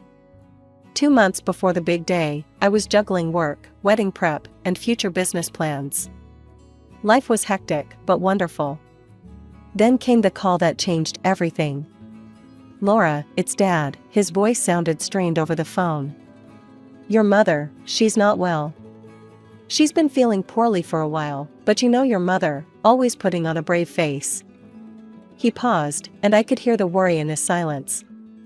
"I'm struggling to keep up with everything, the business, the house." I didn't hesitate. "I'm coming home. Right now." When I told Sarah, she sighed. "I wish I could come with you, but I've got some important meetings I can't reschedule." I was surprised by her reluctance, but didn't push it. "It's okay. I'll keep you updated." The situation at home was worse than I'd imagined. Mom looked pale and fragile, nothing like the vibrant woman I remembered. The doctor's diagnosis was devastating, a tumor, requiring immediate surgery. I threw myself into action, taking over household chores, helping Dad with the business where I could, and most importantly, being there for Mom. I arranged to work remotely, squeezing in design work between hospital visits and home care.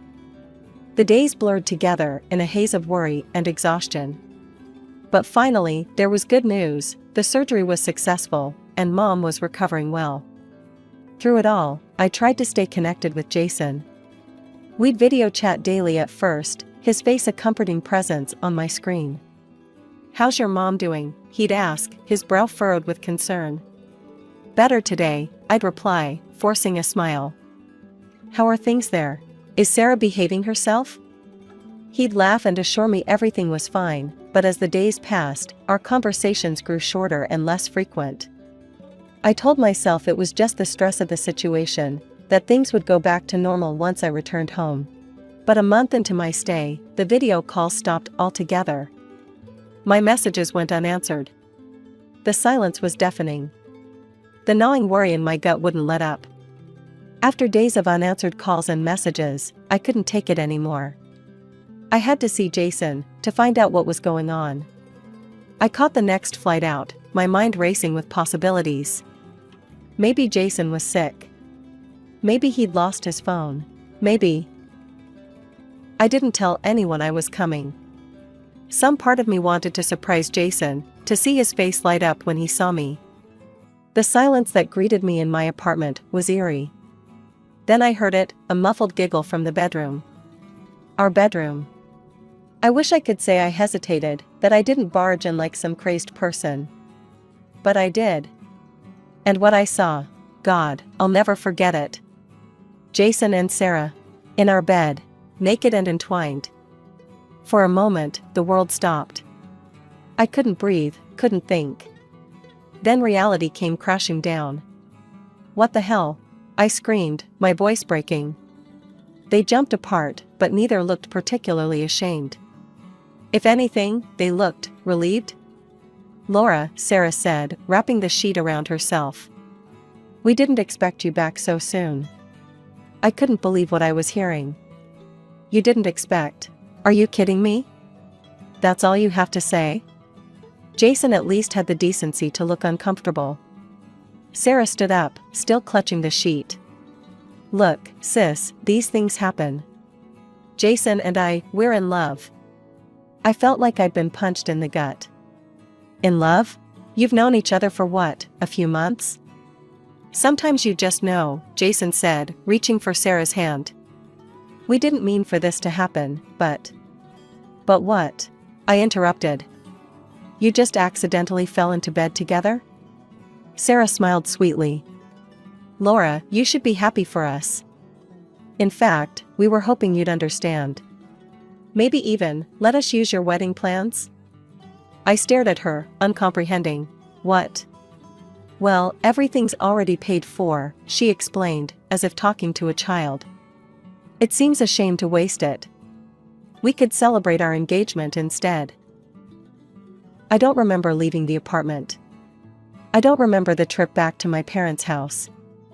I just remember collapsing into my childhood bed, sobbing until I had no tears left. Mom and Dad found me like that. They didn't push, just sat with me until I was ready to talk. When I finally told them everything, Dad's face turned red with anger. Mom just looked sad. "I'll call her," Dad said, reaching for his phone. "This ends now." The conversation was short and brutal. I could hear Sarah's voice, shrill and defensive, through the speaker. "Of course you're taking her side," she yelled. "You always have." "Well, guess what? For once, I'm the one who got chosen." "How does it feel, Laura?" Dad's voice was cold. "Sarah, if you go through with this, you're no longer part of this family. Do you understand?" There was a pause, then Sarah's voice, dripping with venom, "Fine. I don't need you anyway. I've got Jason now." The line went dead. Mom pulled me into a hug, her still fragile body shaking with sobs. "I'm so sorry, sweetheart," she whispered. "I'm so sorry." I clung to her, feeling like a little girl again. But I wasn't a little girl anymore. I was a woman who'd just had her heart ripped out by the two people she should have been able to trust most in the world. The days following the revelation of Sarah and Jason's betrayal passed in a blur. One moment, I'd be curled up in bed, unable to face the world. The next, I'd be researching lawyers, ready to sue them for every penny I'd spent on the wedding. It was during one of these angry research sessions that my phone rang. An unknown number. "Hello?" I answered warily. "Laura? It's Margaret, Jason's mother." I nearly hung up, but something in her voice stopped me. She sounded devastated. "I don't know what to say," Margaret continued. "We're so sorry, dear. So very sorry." I listened in stunned silence as she poured out her heart. How shocked and disappointed they were in Jason. How they'd always thought of me as a daughter. How they couldn't believe Sarah could do this to her own sister. "We want to make this right," Margaret said finally. "We know it won't fix everything, but we'd like to reimburse you for all the wedding expenses."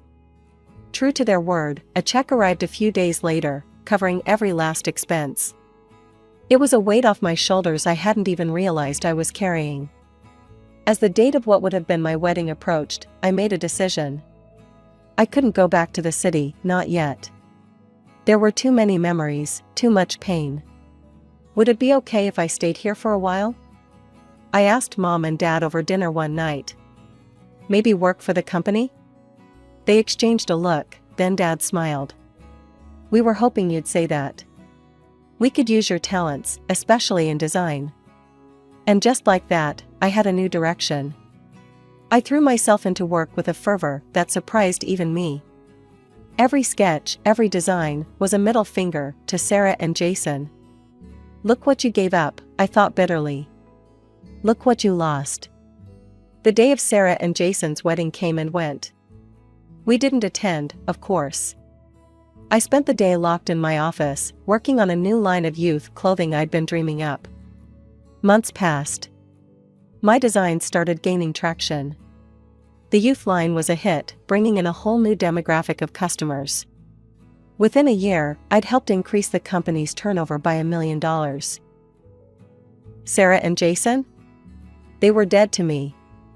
I didn't think about them, didn't wonder what they were doing or if they were happy.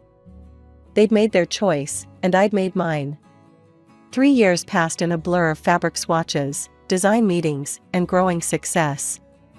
I'd thrown myself into work, using my pain as fuel to drive our family business to new heights.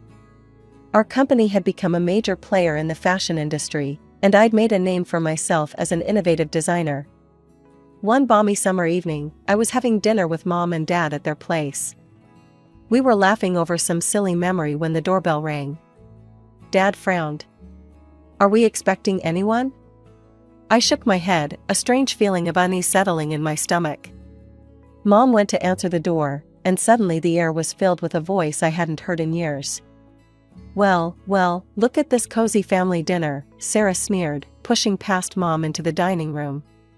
"Glad to see you're all doing so well without me." I stood up, my chair scraping against the floor. "Sarah, what are you doing here?" She looked different. Haggard, angry, with dark circles under her eyes. "Oh, just thought I'd drop by, see how the other half lives," she spat. "Especially now that I'm newly single." Dad's eyes narrowed. "What happened to Jason?" Sarah let out a bitter laugh. "Turns out, once a cheater, always a cheater. He left me for his secretary." Ironic, isn't it? I felt a twinge of something, not quite sympathy, but a grim satisfaction. Karma, indeed. "I'm sorry to hear that," I said, not entirely truthfully. "But why are you here?" Sarah's face hardened. "I want what's mine. My share of the business. I'm family too, remember?" Dad stood up, his voice firm. "Sarah, you gave up any claim to this family and this business when you betrayed your sister. You're not getting anything. You can't do this," Sarah screamed, her composure cracking. "You can't just cut me out." Mom stepped forward, her voice soft but resolute. "We already have, Sarah. You're disinherited. Please leave." For a moment, I thought Sarah might lash out physically. But instead, she just glared at us all, her eyes burning with hatred. "This isn't over," she hissed, before storming out. A few days later, I was in my office when I heard a commotion from the lobby. I rushed down to find Sarah in the middle of our workspace, screaming at the top of her lungs. "You're all being deceived," she yelled at our bewildered employees. "My parents are unscrupulous liars. They've stolen what's rightfully mine." I didn't hesitate. I called the police, keeping my voice calm despite the chaos around me. "We need officers at Fashion Forward Designs immediately. We have an unstable individual causing a disturbance." Even as security tried to remove her, Sarah kept fighting. Over the next few days, she escalated her attacks, trying to break into our parents' house, smashing windows, and in a final, terrifying act, attempting to set fire to the front door. It was clear this couldn't go on. With heavy hearts, we took legal action, obtaining a restraining order that banned Sarah from approaching me, our parents, or any of our properties. As I sat in my office after the court hearing, looking out over the city I'd come to love, I felt a complex mix of emotions. Sadness for the sister I'd lost, anger at her actions, but also pride in how far I'd come. I was now a respected entrepreneur and fashion designer, my name known throughout the industry. Love? That could wait. The wounds from Jason's betrayal had healed, but I wasn't ready to risk my heart again. Not yet. For now, I was content to pour my passion into my designs, into building something lasting and beautiful. My name's Amelia, and I've got a story to tell you. I grew up in what you'd call an ordinary family: mom, dad, and a little sister named Lily. Sounds nice, right? Well, it wasn't all sunshine and rainbows. Lily was difficult, to put it mildly. She was the kind of kid who'd scream bloody murder if she didn't get her way. And boy, did she know how to work our parents. They'd bend over backwards just to keep her from throwing one of her famous tantrums. "Amelia, honey," my mom would say, her voice strained, "could you please let Lily have the last cookie? You know how she gets." And I'd nod, because what else could I do? I was the good girl, the one who didn't make waves. I learned early on that it was easier to fade into the background than to compete with Hurricane Lily. As we grew older, the pattern stayed the same. Lily demanded, our parents caved, and I just tried to stay out of the way. I buried myself in books and schoolwork, dreaming of the day I could leave it all behind. That day finally came when I got accepted to college on a full-ride scholarship. As I packed my bags, I felt a mix of excitement and guilt.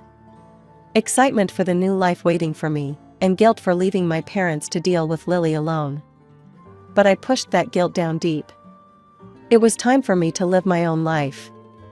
The next morning, as I loaded my beat-up old car with everything I owned, my mom hugged me tight. "We're so proud of you, Amelia," she whispered. "You're going to do great things." Dad clapped me on the shoulder, his eyes suspiciously bright. "Remember, you can always come home if you need to." I nodded, not trusting myself to speak. Lily watched from the porch, arms crossed, not saying a word. College was like a breath of fresh air. For the first time in my life, I didn't have to tiptoe around anyone's feelings or give up what I wanted. I threw myself into my studies, determined to make the most of this opportunity. Meanwhile, life back home continued as usual. Lily, predictably, didn't move out. Instead, she married her high school sweetheart, Tom, right after graduation. And where did they decide to live? With our parents, of course. I'd get calls from Mom every now and then, her voice tired but trying to sound upbeat. "Lily and Tom are still settling in," she'd say. "It's nice having the grandkids around." But I could read between the lines. Lily was using our parents as free childcare and housekeeping. She'd pop out 2 kids in quick succession, all while never holding down a job. Tom worked, sure, but from what I gathered, he wasn't exactly bringing home the big bucks. One day, during a rare visit home, I overheard Lily talking to Mom in the kitchen. "Mom, can you watch the kids tonight? Tom and I want to go out." "Lily, honey, your father and I had plans." "Oh, come on. It's not like you have anything important to do. We never get a night off." I peeked around the corner to see Mom's shoulders slump in defeat. "All right, dear. We'll watch them." It made my blood boil, but what could I say? I was the one who'd left, after all. So I bit my tongue and focused on my own life. After graduation, I landed a job at an international company as a manager. It wasn't easy. I worked long hours, took on extra projects, did whatever it took to get ahead. But it paid off. Within a few years, I was head of my department. While Lily was demanding our parents buy her groceries, I was saving every penny I could. It wasn't glamorous, no fancy clothes or wild nights out for me. But slowly, surely, I built up my savings. First came the apartment. Nothing fancy, just a small 1-bedroom, but it was mine. I remember the day I got the keys, standing in the empty living room, hardly able to believe it was real. Then the car. Again, nothing flashy, but reliable and paid for in full. All the while, I kept my head down and worked hard. I didn't have much of a social life, but that was okay. I was building something for myself, something no one could take away. Dating? It wasn't really on my radar. I went out occasionally, but nothing serious. That is, until I met Jake. Jake was different from the start. He didn't try to impress me with fancy restaurants or smooth talk. Instead, he challenged me, made me laugh, and most importantly, he respected my drive. "You're something else, Amelia," he said on our 3rd date, shaking his head in admiration. "Most people would be burned out, working as hard as you do. But you're thriving." I shrugged, a little uncomfortable with the praise. "I just know what I want, that's all." He reached across the table and took my hand. "Well, I know what I want too. And it's you, Amelia." For the first time in years, I felt my carefully constructed walls start to crumble. Maybe, just maybe, there was room in my life for more than just work and saving money. Jake and I dated for a few years before he finally popped the question. I'll be honest, I was hesitant at first. Marriage wasn't something I'd given much thought to, always focused on my career and financial stability. But Jake, he had a way of making me see beyond my self-imposed limitations. The day of the wedding arrived, and despite my reservations, I was excited. This was my day, after all. I was marrying the man I loved. Then Lily showed up. My sister waltzed into the bridal suite wearing a white dress that looked suspiciously bridal. "Oh, Amelia," she exclaimed, twirling around. "Don't you love my dress? I wanted to look my best for your big day." I stared at her, speechless. Was she seriously trying to upstage me at my own wedding? Lily, I finally managed, don't you think that dress is a bit inappropriate for a bridesmaid? She pouted, looking around at our cousins who were helping me get ready. What do you mean? I think I look great. Don't I look great, girls?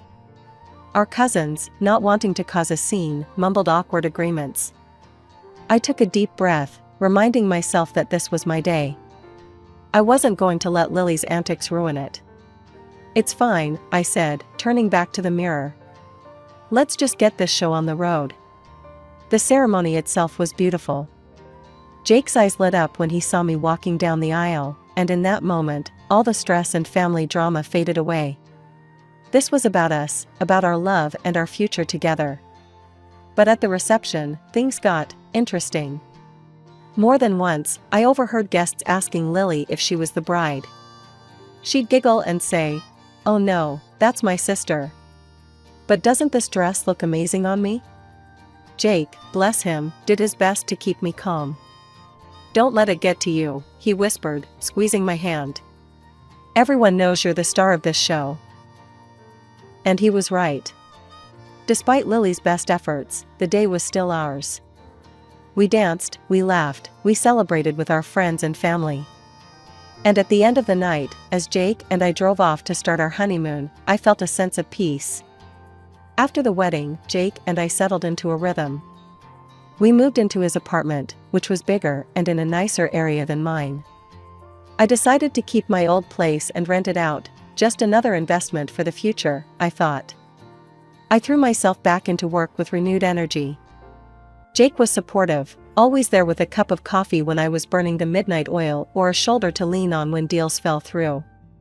But it wasn't just about work anymore. I started looking into investments, particularly securities. It was a whole new world, full of risks and potential rewards. And payoff it did. 5 years flew by, and suddenly we found ourselves sitting on a decent nest egg. That's when I had an idea. "Let's buy a vacation home," I suggested to Jake one evening. "Somewhere my parents could use too, to get away from everything." Jake knew what I meant by everything. My sister, her husband, their 3 kids, it was a lot for my parents to handle. We found the perfect place, a beautiful villa on a lake, just outside the city. It had everything, a large barbecue area, a sprawling terrace, 3 bedrooms, and a view that took your breath away. The moment I saw it, I knew it was the one. The day we closed the deal, I called my parents. "Mom, Dad, I've got a surprise for you," I said, barely containing my excitement. When they arrived at the villa, my mom's eyes filled with tears. "Oh, Amelia," she whispered, looking around in awe. This is too much." Dad was speechless, running his hand along the smooth kitchen countertop like he couldn't believe it was real. "It's not too much," I insisted. "You deserve this. A place to relax, to get away from." "From your sister," Dad finished, a hint of guilt in his voice. I nodded. "But listen, there's one thing. Can we not tell Lily that I bought this? Can we say it's yours? That you bought it with your savings?" Mom looked confused. "But why?" I sighed, thinking about the phone call I'd had with Lily just the day before. She'd asked to borrow money for a car, and I'd said no. I could only imagine how she'd react if she found out about this place. "It's just easier this way," I said. "Please?" They agreed, albeit reluctantly. Little did I know the storm this white lie would stir up. A few days later, I got a call from Mom. She sounded exhausted. "Lily found out about the villa," she said. She wants us to sell it. Says we should give her the money instead, so she can buy a sports car and travel the world." I could feel my blood pressure rising. "And what did you say?" "We said no, of course. But Amelia, it was bad." She screamed, she cried. "Said we loved you more, that we always favored you." I closed my eyes, feeling a familiar mixture of guilt and frustration. "I'm so sorry, Mom. I never meant to cause trouble." "It's not your fault, sweetie," Mom said, but I could hear the weariness in her voice. Your father and we've decided to move to the villa. Full time. We just can't. We can't do this anymore. As I hung up the phone, I felt a weight lift off my shoulders. My parents were finally standing up for themselves, finally taking a step back from Lily's chaos. But at the same time, a sense of unease settled in my stomach. I knew this wasn't the end of it. Lily wouldn't let this go without a fight. It was a sunny Saturday when Jake and I decided to surprise my parents with a visit to the villa. But as we got closer, something felt off. The sound of loud music filled the air, and I could see cars parked haphazardly on the lawn. We pulled up to the villa, and the scene that greeted us was chaos. People were everywhere, drinking, laughing, kids running around screaming. And right in the middle of it all was Lily, holding court like she owned the place.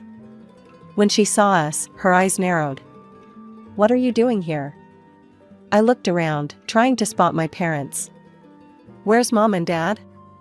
Lily waved her hand dismissively. "Oh, Mom's out walking with the kids. Dad's gone to get more meat for the barbecue." I couldn't believe what I was hearing. "You sent them out? While you're having a party?"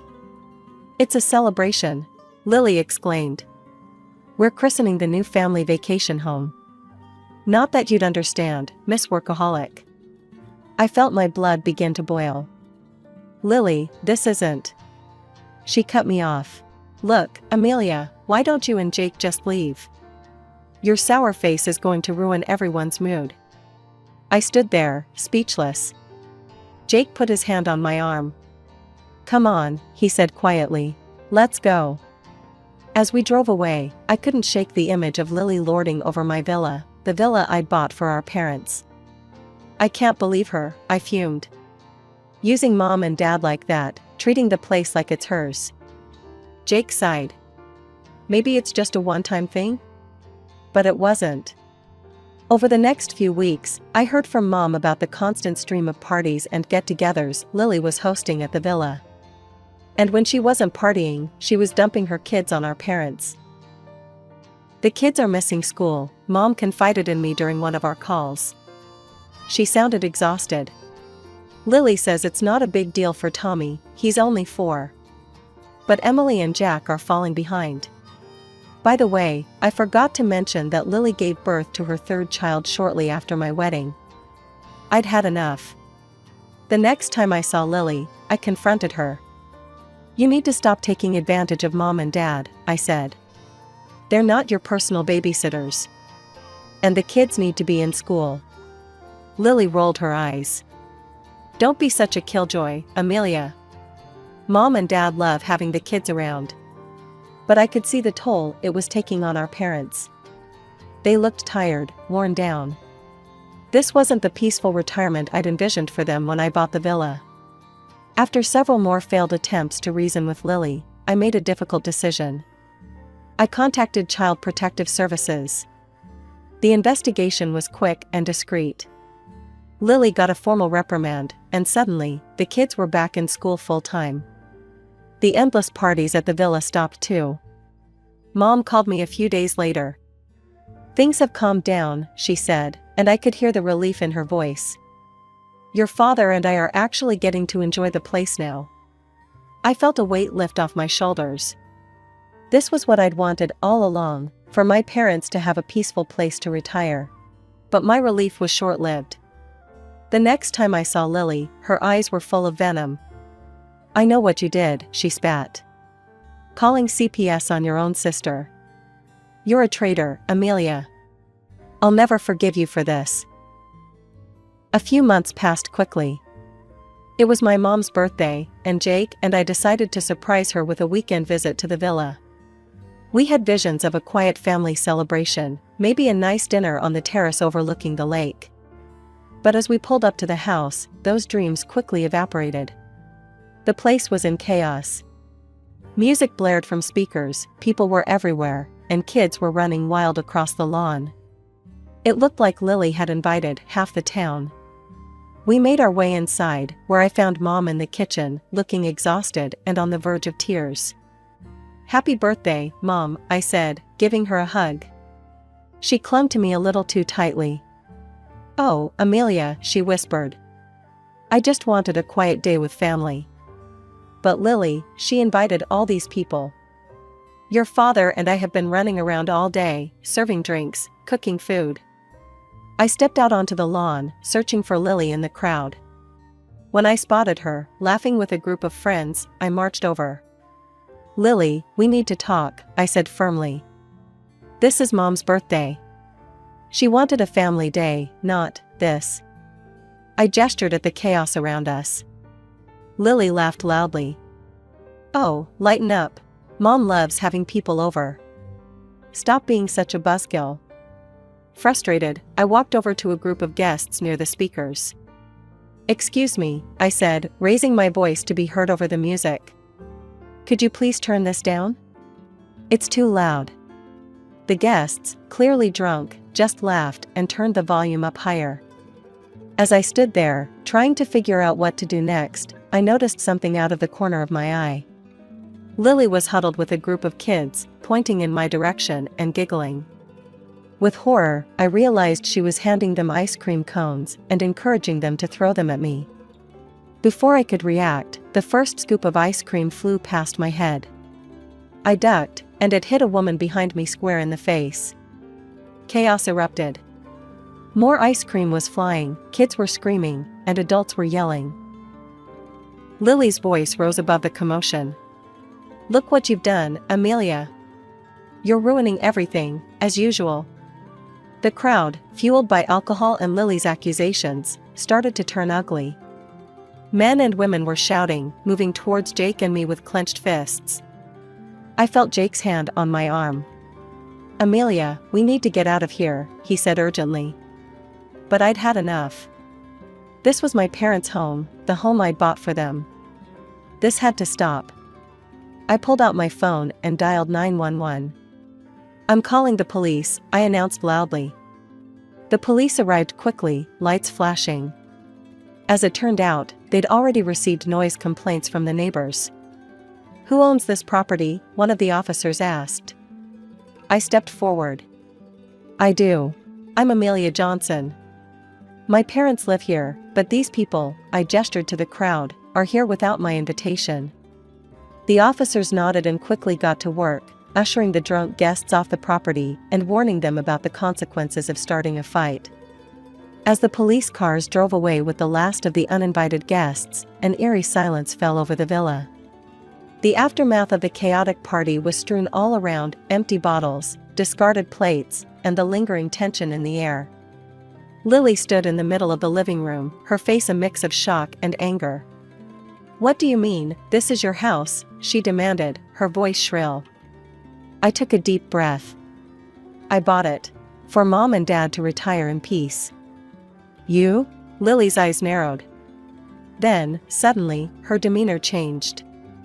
A sly smile spread across her face. Well, Little Miss Perfect. Always full of surprises." She sauntered over to me, her voice dropping to a conspiratorial whisper. "Listen, Amelia. Let's forget about this little misunderstanding. I've got a proposition for you." I raised an eyebrow, wary. "What are you talking about?" "This property," Lily gestured around grandly. "It's got potential. Why don't you sign it over to me? I could build a few more houses, rent them out. I've been looking for a passive income opportunity for ages. You've already got your fancy job. Why not help your sister out?" "Absolutely not," I said firmly. "This house is for Mom and Dad. It's not for sale or development." Lily's face darkened. "You'll regret this, Amelia. Mark my words." With that, she stormed out, her husband and kids trailing behind her. I turned to Mom, who looked shell-shocked. "I'm so sorry, Mom. This isn't how your birthday was supposed to go." To my surprise, she pulled me into a hug. "Oh, honey. Thank you for standing up for us. For everything." I spent the rest of the day helping Mom clean up the mess, but Lily's threat kept echoing in my mind. I knew my sister well enough to know she wouldn't let this go easily. Before Jake and I left, I made a decision. I hired a security company to install hidden cameras around the property and set up an alarm system that would alert my phone if anyone entered the grounds. 2 weeks later, my phone buzzed with an alert from the villa's security system. Someone had entered the property.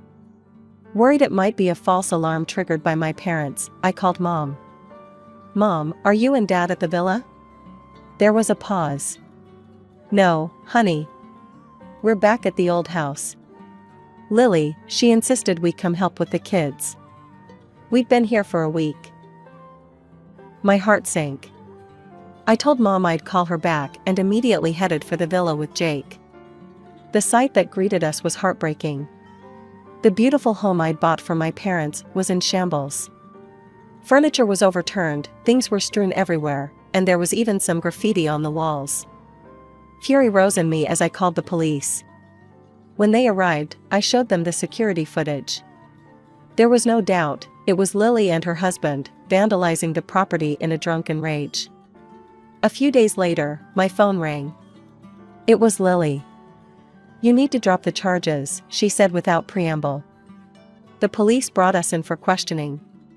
"They're talking about pressing charges for vandalism and trespassing. You have to make this go away, Amelia." I took a deep breath. "No, Lily. I'm done cleaning up your messes. I'm done being the family peacekeeper at the expense of my own peace. From now on, you can talk to my lawyer." The weeks following the villa incident were a whirlwind of legal proceedings and family drama.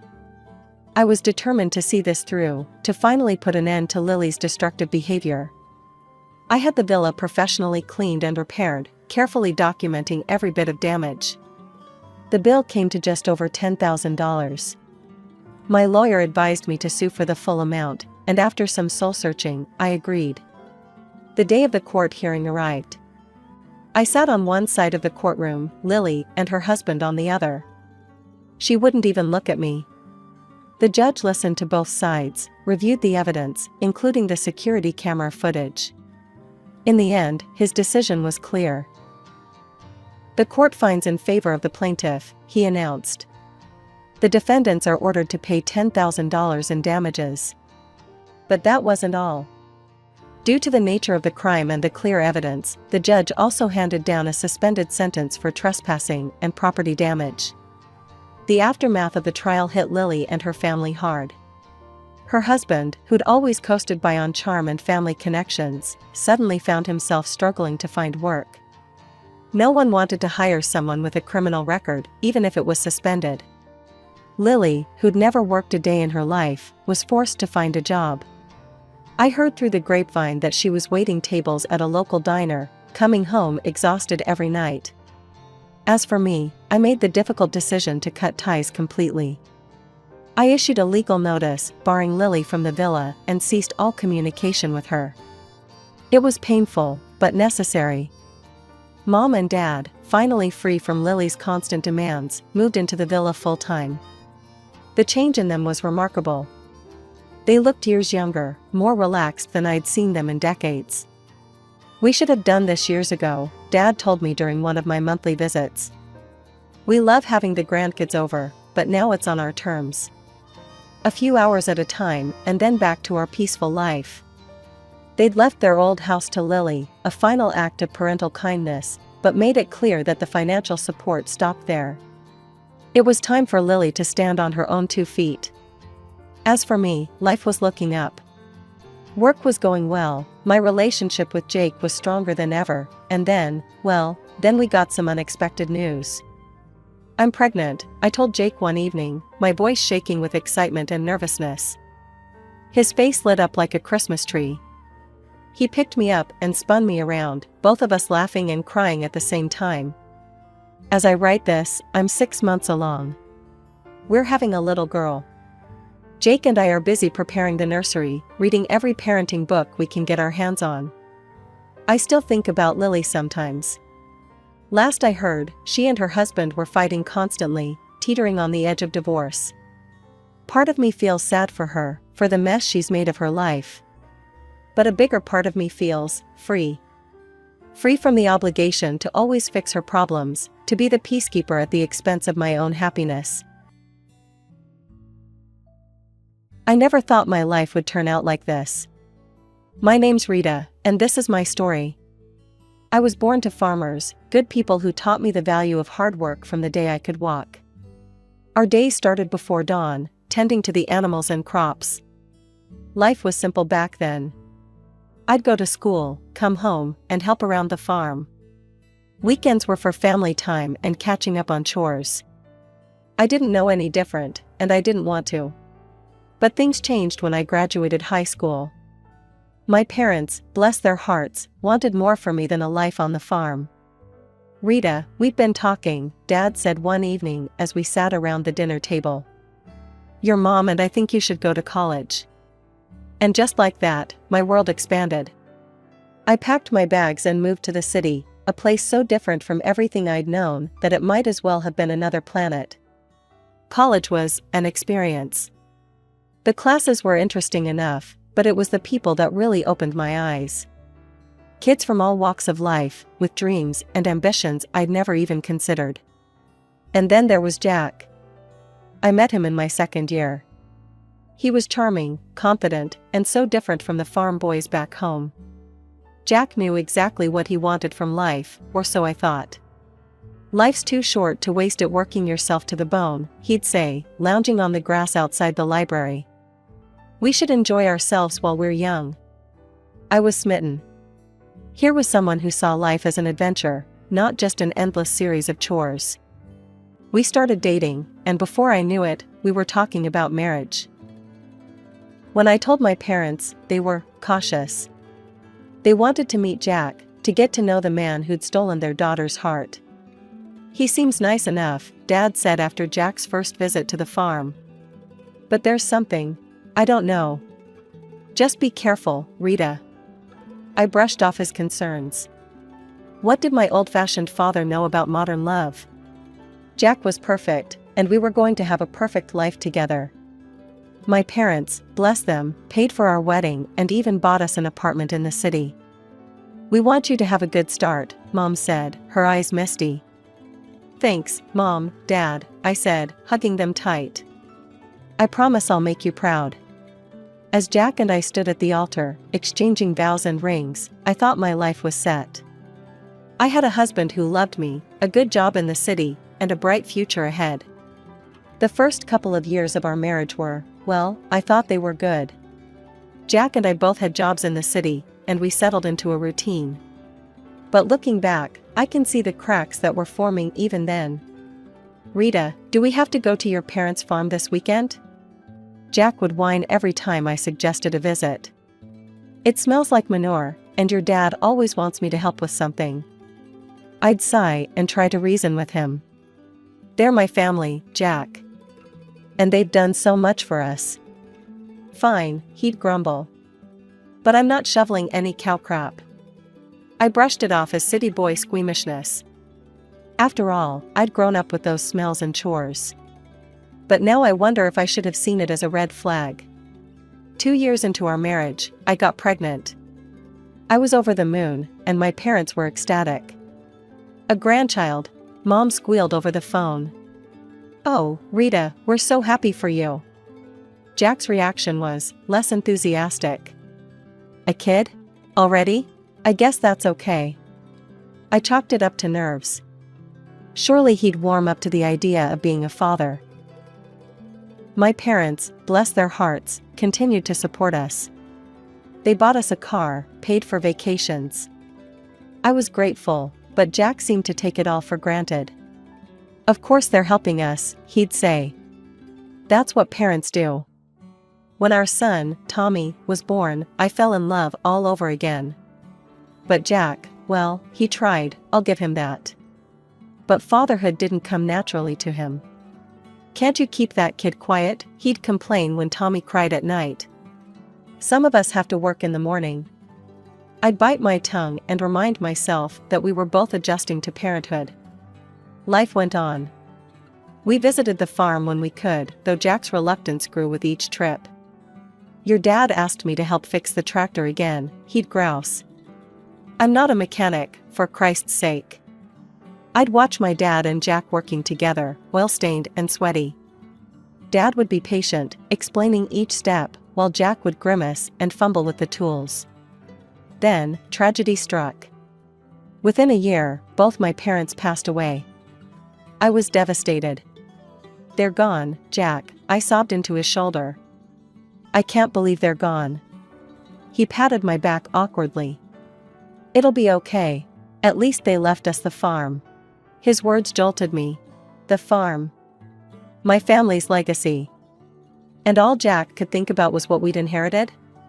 In the midst of my grief, Jack dropped a bombshell.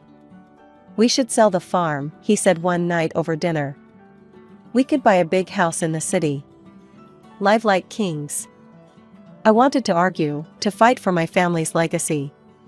But I was tired, worn down by grief and the demands of motherhood.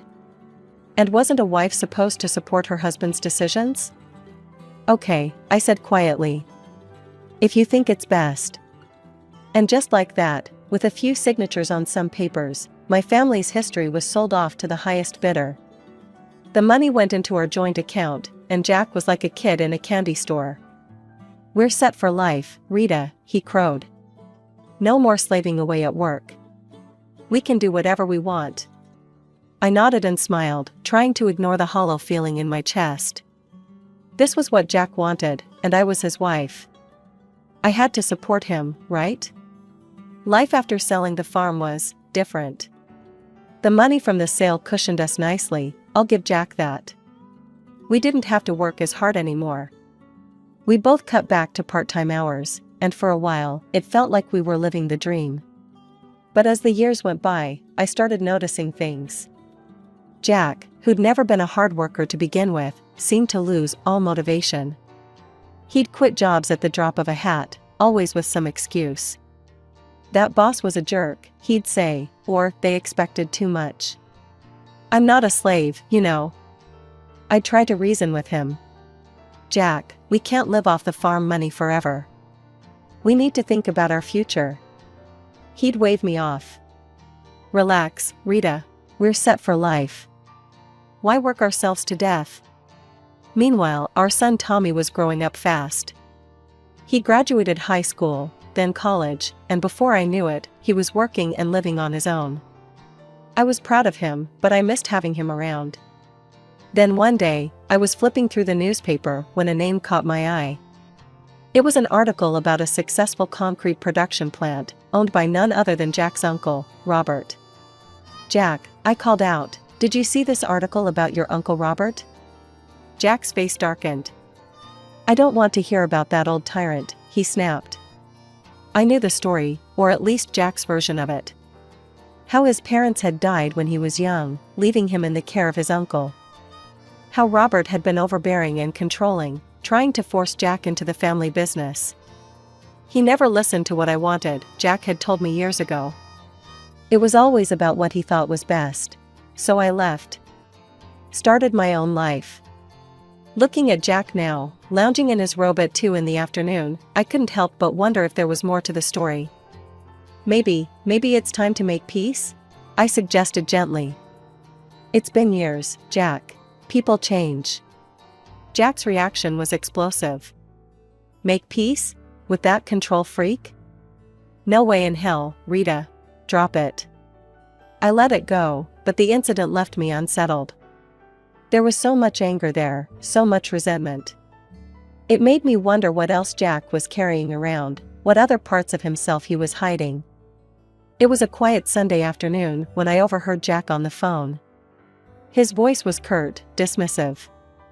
"I am not interested in his life and it does not concern me," he said sharply before hanging up. My curiosity got the better of me. "Who was that, honey?" Jack's face was a mask of indifference. "Hospital. My uncle's sick. If he kicks the bucket, at least I'll finally get something out of him." I stared at him, shocked. "Jack, that's a terrible thing to say." "He raised you." "Yeah, and made my life hell," he snapped. "I'm not going to see him. End of story." As I watched Jack settle back into his armchair, remote in hand, something inside me snapped. This wasn't the man I married. This wasn't the person I thought I knew. Without a word to Jack, I went to our bedroom and called Tommy. "Hey, sweetie," I said when he picked up. "How would you feel about meeting your great uncle?" Tommy was surprised, but agreed readily. An hour later, we were walking into the hospital, my heart pounding. The ICU was a maze of beeping machines and hushed voices. And there, in a bed surrounded by monitors, lay Jack's uncle Robert. He looked small and frail, nothing like the tyrannical figure Jack had described. When we introduced ourselves, his eyes filled with tears. "Rita, Tommy," he said, his voice weak but warm. "Oh, I've wanted to meet you for so long." Over the next hour, Robert told us his side of the story. How he'd taken Jack in after his parents died, raised him as his own. "I loved that boy," Robert said, his voice cracking. "I wanted him to have everything. To carry on the family business, to have a good life. But Jack, it seemed, had other ideas. He said he didn't want the responsibility," Robert continued. "Said he didn't want to work hard like I did, staying up nights worrying about the business." I felt a sinking feeling in my stomach as Robert's words painted a picture I recognized all too well. "Jack demanded I sell the business," Robert said, shaking his head. "Wanted me to set him up with a monthly allowance, an apartment, a car. Said I owed him a carefree life." I glanced at Tommy, seeing my own shock mirrored in his face. "I told him that's not how life works," Robert went on. "That money needs to be earned. I begged him to stay, to learn the business.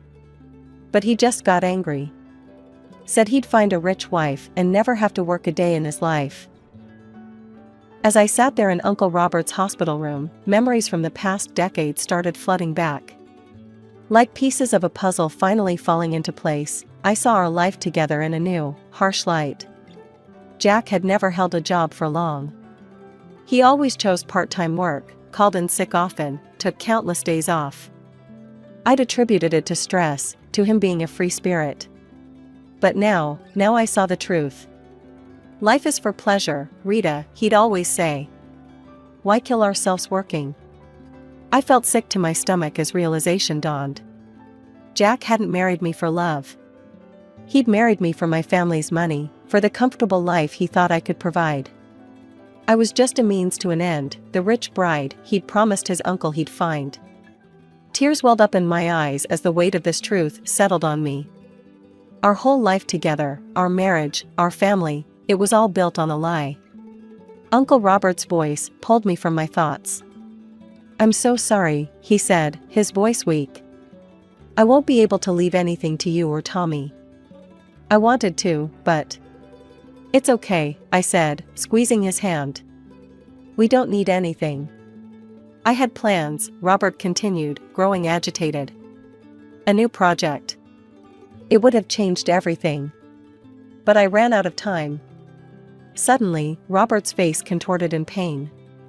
The machines around him started beeping urgently. "You need to leave," a nurse said, rushing in. "Now." A few days later, the call came. Uncle Robert had passed away. When I told Jack, his reaction made my blood run cold. "Finally," he exclaimed, a grin spreading across his face. "Took the old bastard long enough." I stared at him, disgusted. "Jack, he was your uncle. He raised you." He waved dismissively. Yeah. So, when's the funeral? Do we need to go to that?" In the end, Jack didn't attend. Tommy and I organized the funeral ourselves, a small, dignified affair that I hoped would have made Uncle Robert proud. While I was grieving for a man I'd barely known, my husband was at home, gleefully calculating his newfound wealth. "The factory's got to be worth at least 10 million, I heard him saying on the phone when I got home. Can you believe it? I'm rich." I watched him strut around our house, boasting about his inheritance, and felt nothing but revulsion. This wasn't the man I thought I'd married.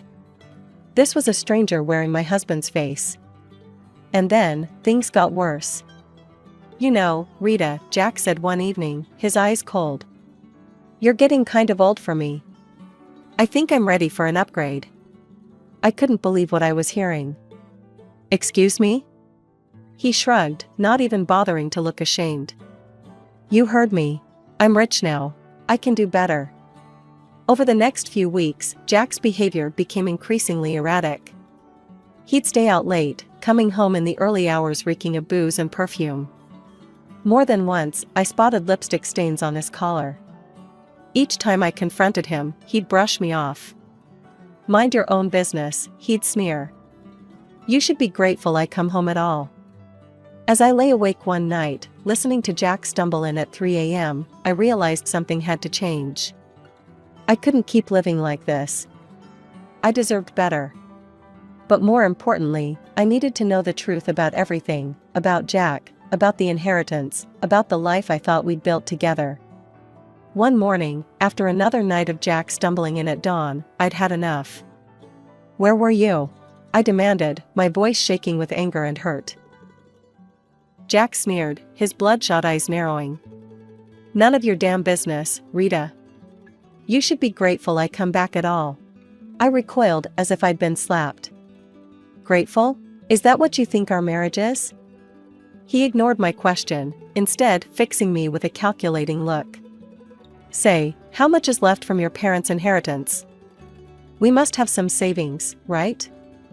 The sudden change of topic threw me off guard.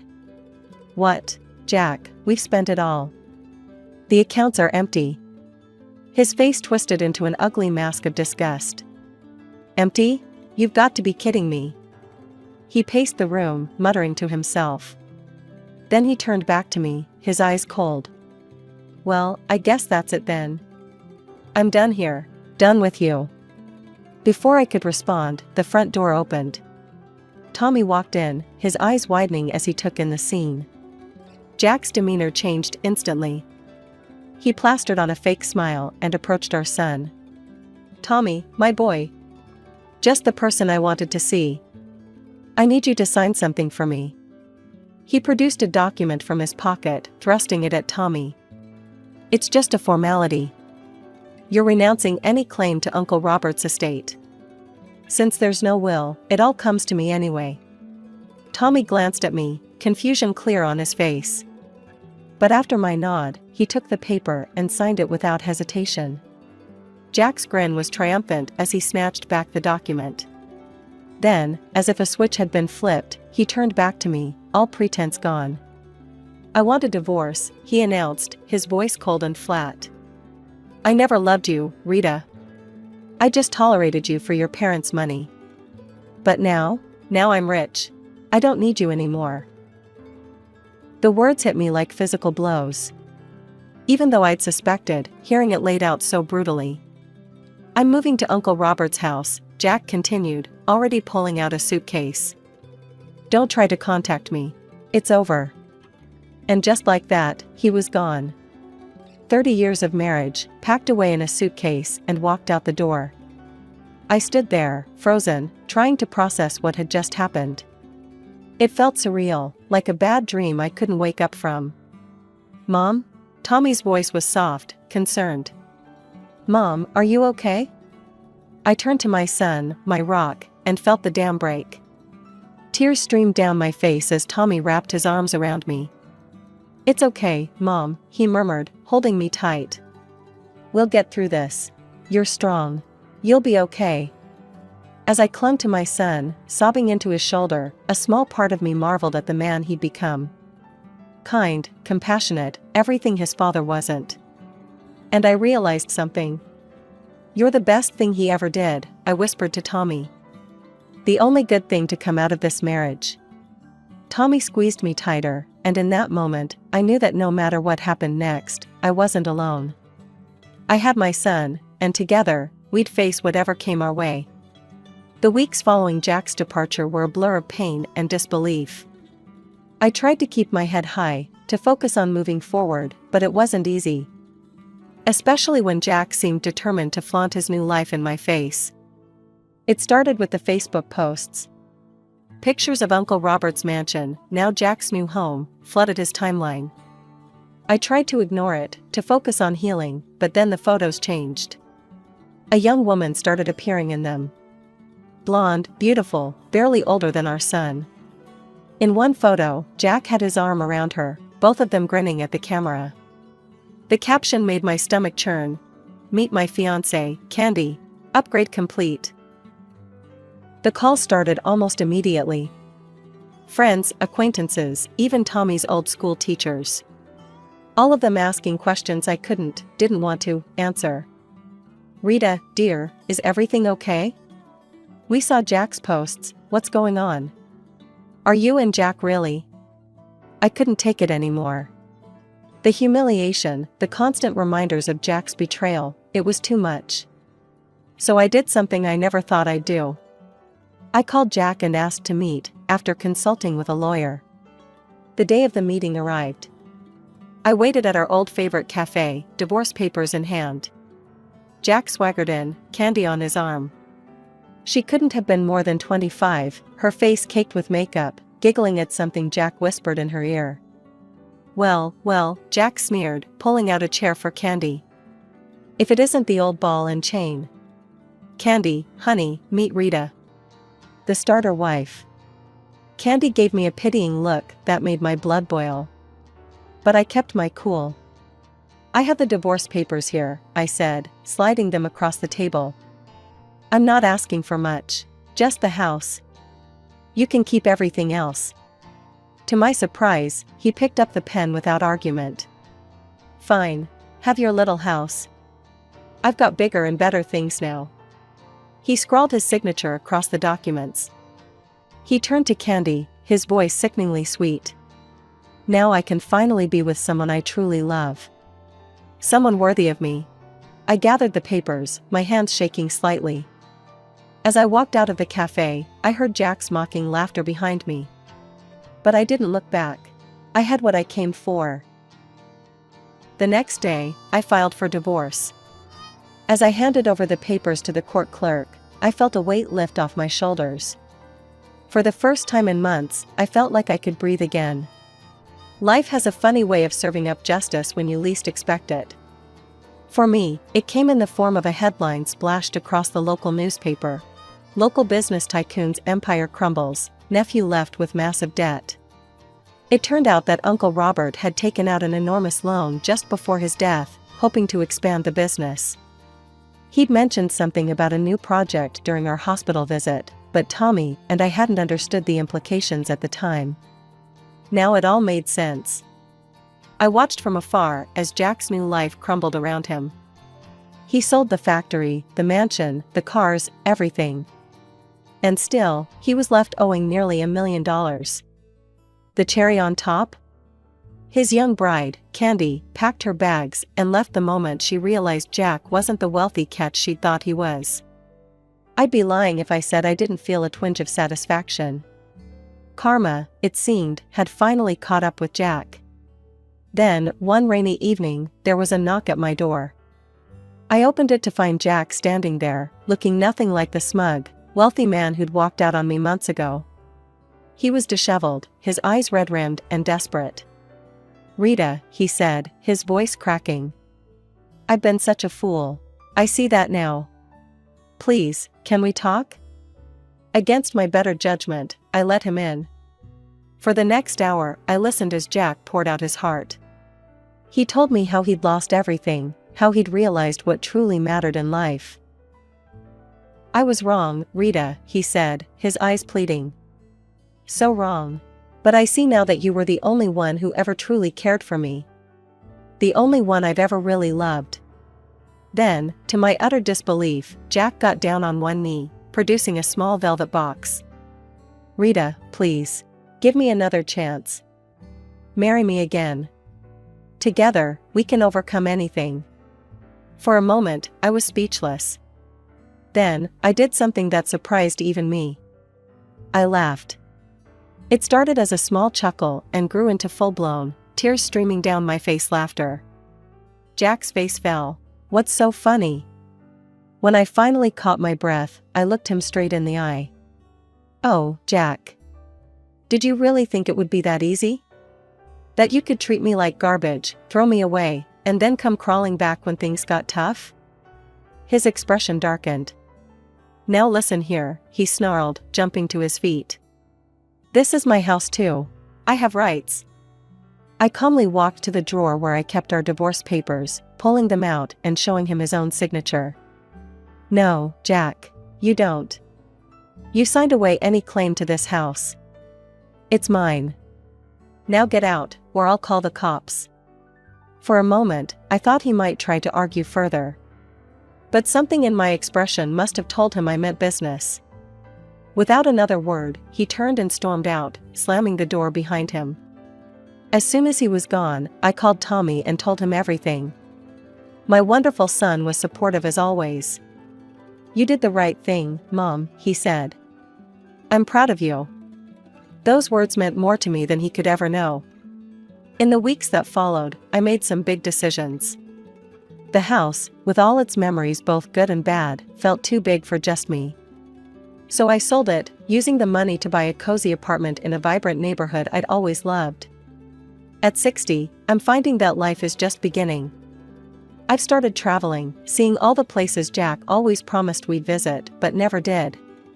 I've taken up painting, joined a book club, even tried my hand at salsa dancing. Every now and then, I catch a glimpse of Jack around town. He looks older now, worn down by his mistakes and misfortunes. Life didn't turn out the way I expected. But you know what? I wouldn't have it any other way.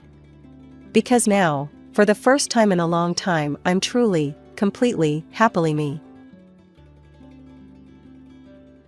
My name's Judy, I'm an architect by trade, and for years, that's all I cared about. Big buildings, fancy complexes, you name it, I designed it. And let me tell you, the money was good. Real good. I was all about my career, you know? Climbing that ladder, making a name for myself. And I did it, too. By the time I hit my mid-30s, I was at the top of my game. But something was missing. One day, I'm sitting in my fancy office, looking out over the city skyline I helped shape, and it hit me. I wanted a family, kids, a husband, the whole shebang. So there I was, 35 years old, and suddenly on the hunt for Mr. Right. And wouldn't you know it, I found him. We got married pretty quick. Tom, he was different from the guys I usually went for. He wasn't all about the money or the status. He was just real. One night, we're sitting on our tiny apartment balcony, sharing a bottle of cheap wine, when Tom turns to me and says, "Hey, Jude, yeah, he called me that, like the Beatles song, why don't you design us a house? Your dream house. We'll get some builders, make it happen." Design our own house? It was like he'd read my mind. I'd spent years designing other people's dreams, but never my own. I was all over that idea like white on rice. So I got to work. Sketches, plans, 3D models, the works. We built that house, and it was everything I'd ever dreamed of. Open plan living area, huge windows to let in all that natural light, a kitchen that would make a celebrity chef jealous. It was us, in brick and mortar form. I was so proud of that house, I sent some photos to this fancy design magazine. Next thing I know, they're calling it the House of the Year. Can you believe that? My house, our house, the best of the year. Life was good, you know? We had our dream house, our careers were going great. But something was still missing. We wanted a kid. We tried everything, tracking my cycle, special diets, you name it. Nothing. So we started with the doctors. Tests, and even more tests. But they all said the same thing, we were fine. We talked about other options. Adoption, IVF, all that stuff. But it didn't feel right for us. We decided if it happened, it happened. If not, well, we had each other, right? So we tried to move on. Focused on our careers, on each other. We traveled, we entertained, we lived. Little did I know, life was about to throw us another curveball. One that would change everything. It started with Tom feeling a bit off. Nothing major, just tired all the time, no appetite. We figured it was stress from work or something. But it didn't go away. We finally went to the doctor. I remember sitting in that sterile white room, holding Tom's hand as the doc came in. The look on his face.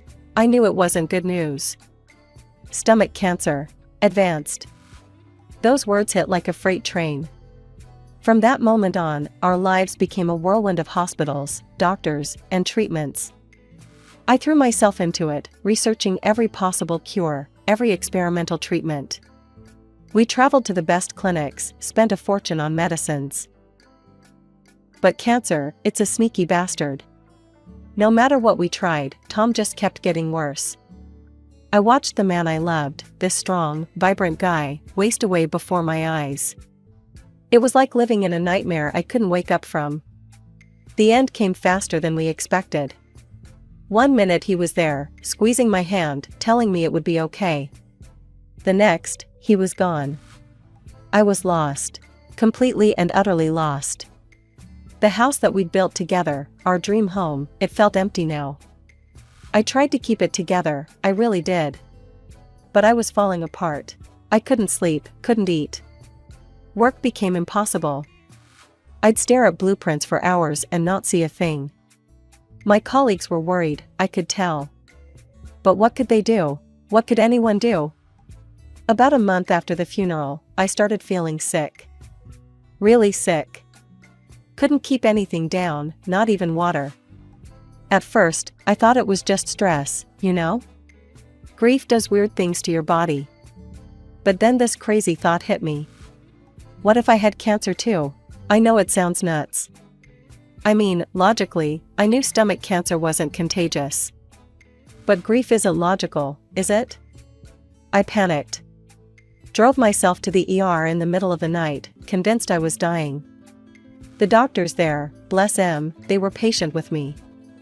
Ran a bunch of tests to calm me down. And then the doc came in with the results. I braced myself for the worst. But instead, she smiled at me. "Congratulations," she said. "You're pregnant."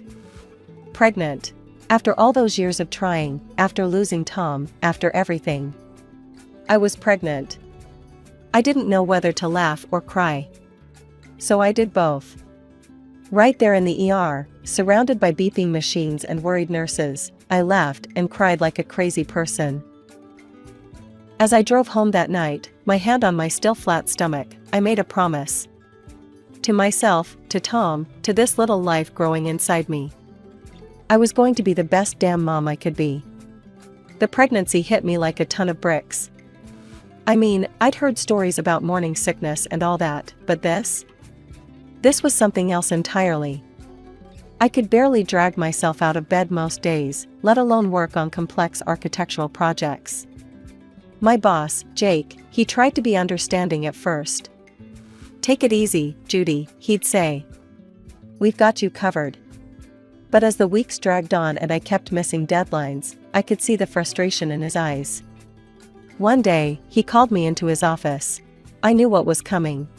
"Judy," he said, leaning back in his chair, "we can't keep giving you the big projects if you can't deliver. I'm thinking we should move you to remote work, maybe scale back your responsibilities." I threw myself a pity party that night. Sat on the couch Tom and I had picked out together, eating ice cream straight from the tub and crying my eyes out. But then, I felt it. This tiny flutter in my belly. And just like that, I knew. This child, this little miracle growing inside me, was more important than any building I could ever design. More important than any career. The next day, I started looking for a new job. Something closer to home, something that wouldn't stress me out so much. I found a small construction company, just a few blocks from my house. The pay was, well, let's just say it was a far cry from what I was used to. But they were willing to work with my schedule, to be flexible with doctor's appointments and all that. I took the job, and you know what? It was the best decision I could have made. The months flew by. When the big day finally came, I swear I could feel Tom there with me. Cheering me on, telling me I could do this. And I did. After what felt like a lifetime of pain and pushing, their perfect little human was. As I held him for the first time, this wave of love washed over me. It was like nothing I'd ever felt before. Stronger than anything. In that moment, I knew I'd do anything for this little guy. Anything at all. I named him Thomas, after his dad. Tommy for short. And as I looked down at his sleeping face, I made another promise. I was going to give this kid the best life I possibly could. No matter what it took. The years flew by like pages in a flipbook. Before I knew it, Tommy was starting school, then middle school, then high school. And let me tell you, that kid was something else. Smart as a whip and athletic to boot. He'd come home with straight A's and trophies from track meets, grinning from ear to ear. "Look, Mom," he'd say, waving his report card or medal. "I did it." And every time, my heart would swell with pride. We didn't have much, but we had enough. A roof over our heads, food on the table, and each other. What more did we need? I made sure to be home when Tommy got back from school, to help with homework, to cheer him on at his meets. No late nights at the office for me, no sir. Tommy was my priority now. High school graduation came and went in a blink. Tommy, cap on his head and diploma in hand, beaming at me from the stage. I cried like a baby, of course. Couldn't help it. My little boy was all grown up. Then came college. Tommy got into a great school in another city. I was so proud of him, but man, it was hard to let him go. The house felt emptier than ever without him around. But you know what? It also gave me a chance to focus on myself again. I threw myself back into work, took on bigger projects. The money started flowing in again, and it felt good. I could help Tommy with his tuition, send him some extra cash for books and stuff. Every weekend, I'd hop in the car and drive to see him. We'd grab lunch, catch a movie, just hang out. It was different, sure, but it was still us. Still good. After graduation, Tommy decided to stay in the city. Got himself a good job and everything. I was happy for him, really I was. But a part of me missed having him close by. A few years went by like that. Me working hard, Tommy building his life in the city. Then one day, he called me up, sounding all excited. "Mom, I've met someone," he said. "Her name's Sarah. She's amazing, Mom. I think she might be the one." I was thrilled for him, of course. All I ever wanted was for Tommy to be happy. And from what he told me, this Sarah sounded perfect. Smart, beautiful, from a good family. Tommy was head over heels. But then things started to change. Tommy called me up one day, out of the blue. "Hey, Mom," he said, sounding a bit sheepish. "I was wondering, could you maybe help me out with buying a car?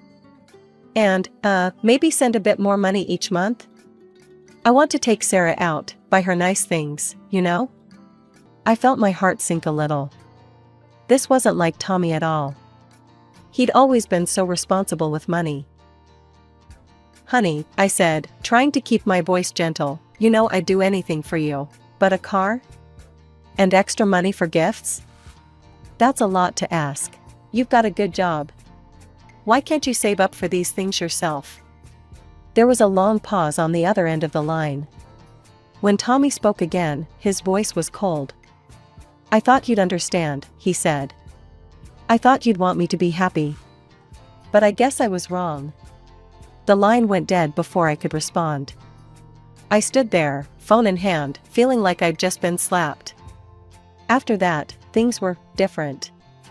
Tommy didn't call as often. When he did, our conversations were short, stilted. It felt like there was this wall between us now, all because I wouldn't buy him a car or fund his lavish dates. I tried to tell myself it was just a phase. That Tommy would come around, realize that love wasn't about fancy cars or expensive gifts. But as the weeks turned into months, and the phone calls got fewer and farther between, I couldn't help but worry.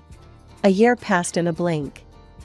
Then one day, out of the blue, Tommy showed up on my doorstep. He wasn't alone. "Mom," he said, grinning from ear to ear, "I want you to meet Sarah. We're getting married." Sarah was everything Tommy had described, pretty, polite, the works. But there was something off. The way she looked at me, it was like I was some quaint little curiosity. Still, I plastered on a smile and welcomed them in. "Oh, what a lovely home," Sarah exclaimed, her eyes roving over every inch of the place. "It's so charming and comfortable." They stayed for dinner, chattering about wedding plans. Sarah's parents were footing the bill, apparently. As they talked, I couldn't help but notice how different Tommy seemed. Gone was my down-to-earth boy. In his place was this stranger, all flash and no substance. The wedding was, well, it was something else. More like a coronation than a marriage ceremony. I felt like a fish out of water, surrounded by all these fancy folks in their designer duds. Tommy barely had time to say hello, too busy schmoozing with Sarah's family and friends. After that, I threw myself into work. Took on big projects, worked longer hours. The money started piling up, and I had this crazy idea. I'd design a house for Tommy and Sarah, build it from the ground up. A wedding gift, you know? But something held me back. I decided to wait, see how things played out. Months went by. Then one day, Tommy and Sarah showed up again. "Mom," Tommy said, "we've been thinking. This house is too big for you alone. Why don't we move in? Keep you company?" I was over the moon. I helped them move in, rearranged things to make room. It felt good, having life in the house again. But that feeling didn't last long. A month in, and Sarah started throwing her weight around. Ordering me around in my own kitchen, demanding fancy meals and expensive wines. "Look," I said one day, trying to keep my cool, "this is still my house. I appreciate you being here, but..." Sarah cut me off with a shriek. "Tommy, did you hear how she spoke to me?" And to my shock, Tommy yelled at me. At me, his own mother. After that, things got real cold. They barely spoke to me, like I was some kind of ghost haunting my own home. Then one night, I overheard them talking. "We need to get rid of her," Sarah was saying. "This house is wasted on her." "Yeah," Tommy replied, and my heart nearly stopped. Mom's had her time. Maybe we should look into nursing homes. I couldn't believe my ears. My own son, plotting to throw me out of my home? The home I'd designed, that I'd raised him in? I stepped around the corner, fury boiling in my veins. "How dare you," I spat. Tommy looked shocked, then guilty. But one glance at Sarah, and his face hardened. "Mom," he said, his voice cold, "I think it's time for you to leave." That was it, the last straw. "Leave?" I laughed, but there was no humor in it. "Oh no, sweetheart. This is my house, my name on the deed. If anyone's leaving, it's you too." Tommy's face went red. "But Mom..." "No buts," I cut him off. "Pack your bags. Both of you." They tried to argue, but I stood firm. This was my house, damn it. As I watched them drive away, bags piled in the back of their fancy car, I felt empty. How had it come to this? Where had I gone wrong? The calm after the storm didn't last long. My phone started ringing off the hook, Tommy's name flashing on the screen every time. At first, I ignored it, but eventually, I picked up. "Mom," Tommy's voice was cold, calculated. "We need to talk about the house. It's half mine, by law. Dad left it to me too." I felt my blood pressure rising. "That's not true, Tommy. Your father left everything to me." "Well, I'm challenging that. I want half the value of the house. It's my right as Dad's son." He hung up on me, just like that. I sat there, phone in hand, feeling like the world was spinning out of control. I'd been planning to build them a house, for crying out loud. A wedding gift, a fresh start. But now I didn't want to give them a damn thing. I called up Jack, Tom's old friend from law school. Explained the situation, my voice shaking. Judy, Jack said, his voice calm and reassuring. You're in the clear legally. Tom's will left everything to you. No contest. I felt a weight lift off my shoulders. But Jack wasn't done. However, he continued, if Tommy decides to sue, well, it could get messy, expensive, and drawn out. I spent the next few weeks in a daze. I kept hoping Tommy would come to his senses, that his conscience would kick in. But the phone calls kept coming, each one more demanding than the last. Then, one morning, I woke up to a commotion outside. I peeked out the window and felt my heart stop. There, on my front lawn, was a giant for sale sign. I ran outside in my robe, not caring what the neighbors thought. And boy, were they curious. Judy, you selling the place? Mrs. Peterson from next door called out. Moving to be closer to your son? Mr. Johnson asked, pausing his morning jog. I stood there, mouth opening and closing like a fish out of water. What could I say? That my son was trying to force me out of my own home? I tried calling Tommy, my fingers shaking as I dialed. Straight to voicemail. With a grunt of frustration, I yanked the sign out of the ground. It came up easier than I expected, nearly sending me tumbling backward. I dragged it into the garage, out of sight. Back in the house, I sank onto the couch, the same one where Tom and I used to sit, where I'd nursed Tommy as a baby. Tears welled up in my eyes, but I blinked them back. I wouldn't cry.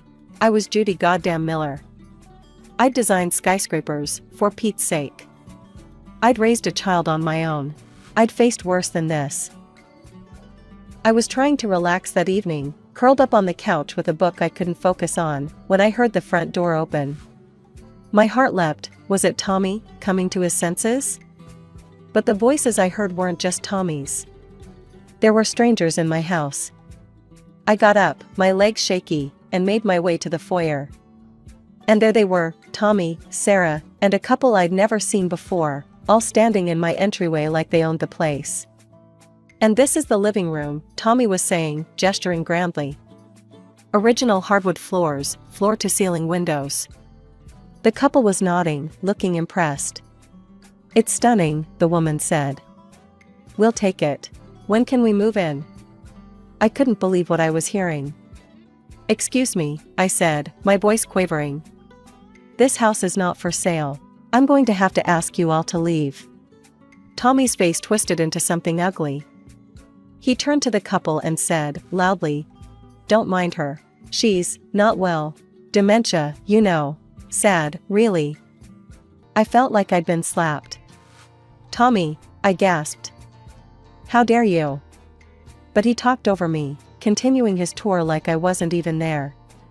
My hands shaking, I grabbed my phone. I'm calling the police, I announced. All of you, out. Now. The couple looked uncertain, glancing between me and Tommy. Finally, they mumbled some excuses and headed for the door. As they left, Sarah turned to me, her eyes cold. You'll regret this, she hissed. You'll never see Tommy again, or your grandchild. That's when I noticed it, the slight swell of her belly under her designer blouse. My grandchild. I was going to be a grandmother. The realization hit me like a punch to the gut. I barely noticed them leaving, the door slamming behind them. The next few months were a blur of courtrooms and sleepless nights. Tommy and Sarah, bankrolled by her parents, hired a team of slick lawyers. They threw everything they had at me, claims of mental incompetence, accusations of abuse against Tommy, you name it. I was exhausted. Bone deep, soul-crushing exhausted. I couldn't sleep, couldn't eat. Eventually, I had to quit my job, I just couldn't keep up anymore. One afternoon, as I was bringing in the mail, more legal documents, of course, my neighbor, Mrs. Peterson, came over. Judy, she said, her kind face creased with concern. Have you thought about going public with this? You know, telling your story on TV? Sometimes, sunlight is the best disinfectant. I brushed her off, it felt wrong, somehow, to air our dirty laundry in public. Then came the phone call that changed everything. Listen, you old fool, Tommy's voice crackled over the line. "Just give up already. You're embarrassing yourself." Something in me snapped. The next day, I called the local news station. It was time to tell my story. The TV interview aired, and for a few days, my phone wouldn't stop ringing. Reporters, old friends, even a few lawyers offering their services. I ignored them all. I was tired, so tired. Then, one afternoon, there was a knock at the door. I opened it, ready for another reporter, but instead found myself face to face with Sarah's parents. My heart sank. This was it, I thought. They're here to finish what Tommy and Sarah started. But to my shock, they looked ashamed. "Judy," Sarah's mother said, her voice barely above a whisper, we had no idea. We're so sorry." They came in, and over coffee, the whole story came out.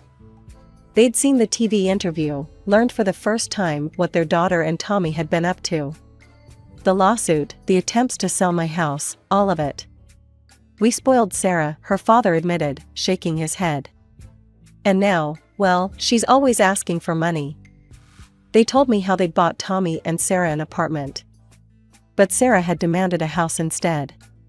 She said she'd handle it herself, her mother said, dabbing at her eyes. We had no idea this is what she meant. I sat there, stunned.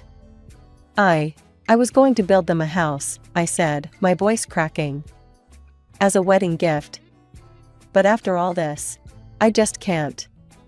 Sarah's parents nodded, understanding in their eyes. "We're cutting them off," her father said firmly. "No more money.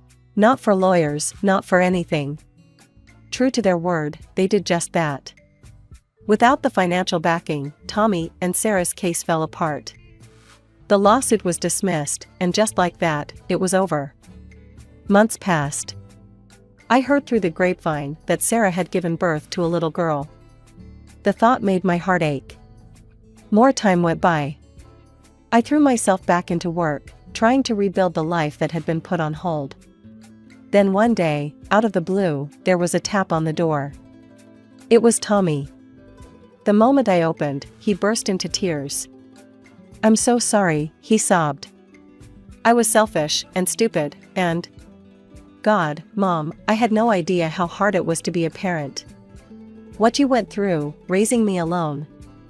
I stood there, watching my son cry, feeling a mix of emotions I couldn't even begin to untangle.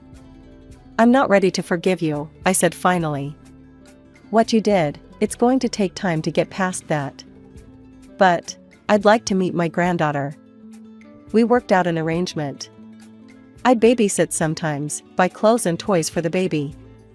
It was a start. The first time I held little Emma, I felt my heart melt. She had Tommy's eyes, my nose. She was perfect.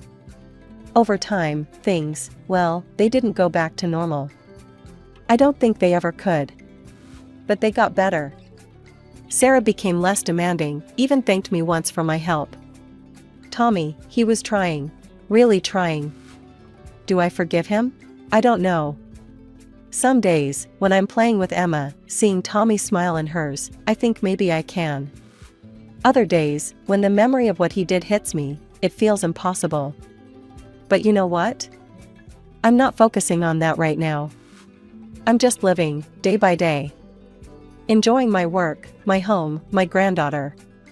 The future? Well, that'll sort itself out in time. My name's Grace, and I used to think I had it all figured out. A great job as head of marketing, a loving husband Mark, and a comfortable life. I was paying off our mortgage with my own salary, feeling pretty damn proud of myself for being financially independent. Family was a big part of our lives, too. Mark had a younger brother, Tom, and their mom, Linda, was always around. Their dad had passed away years ago, so the boys made it a point to look after her. I found it touching, honestly. It made me love Mark even more, seeing how he cared for his family. Linda seemed to like me well enough at first. We'd chat over coffee during family gatherings, and she'd always ask about my work. "Marketing, huh?" she'd say, nodding approvingly. "Sounds important." It felt good to have her approval.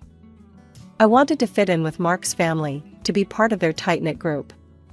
Our first few years of marriage were filled with weekend barbecues, holiday dinners, and impromptu game nights with the extended family. I remember one Thanksgiving, all of us crammed around Linda's dining table, laughing and talking over each other. "Pass the gravy, will ya?" Mark's uncle bellowed from the end of the table. "You've had enough gravy, old man." Linda shot back, but she was grinning as she handed over the boat. I looked around the table, taking in the familiar faces, feeling a sense of belonging. This was my family now, too.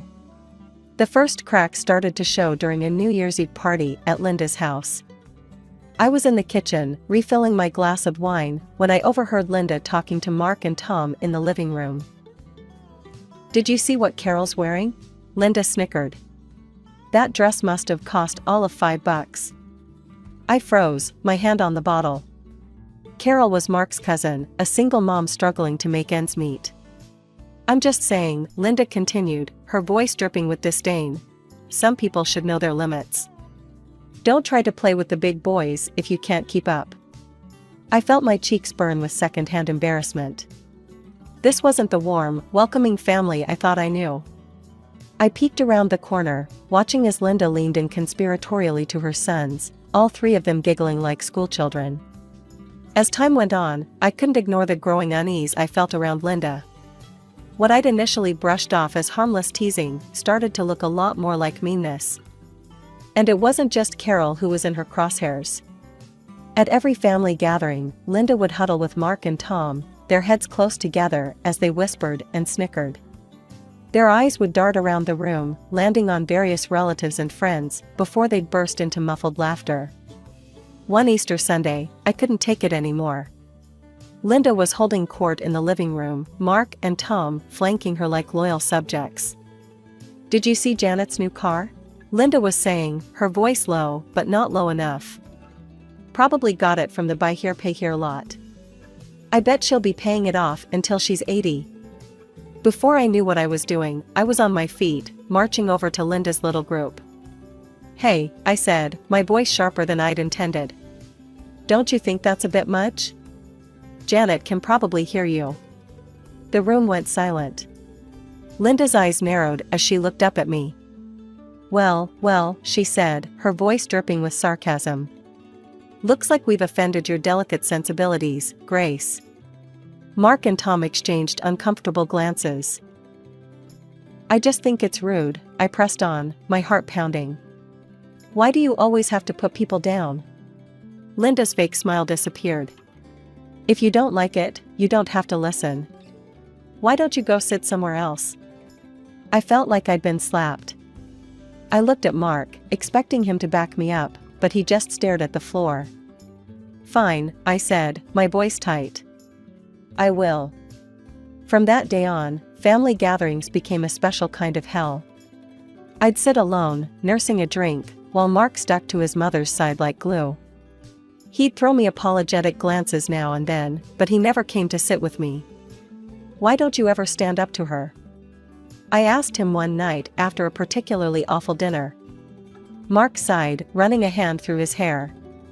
"She's my mother, Grace. What do you want me to do?" "I want you to tell her she's being cruel. I want you to have my back." But he never did. And slowly, I started finding reasons not to go to these family events.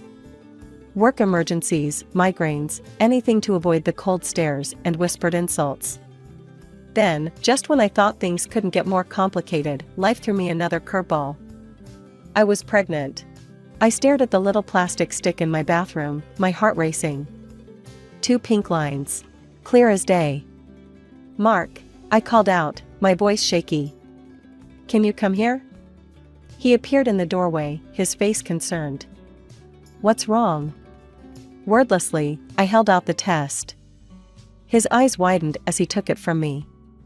He pulled me into a hug, and for a moment, I felt like maybe everything would be okay.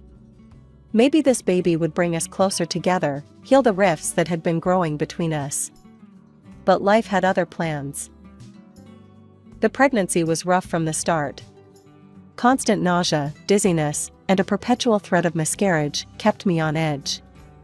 My doctor put me on bed rest, which meant working remotely. As the weeks went by, my condition worsened. My eyesight started to deteriorate rapidly, a rare complication that my doctor said could be temporary, but might also be permanent. Squinting at my laptop became impossible.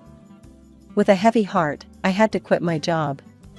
I needed Mark more than ever, but he seemed to be drifting away.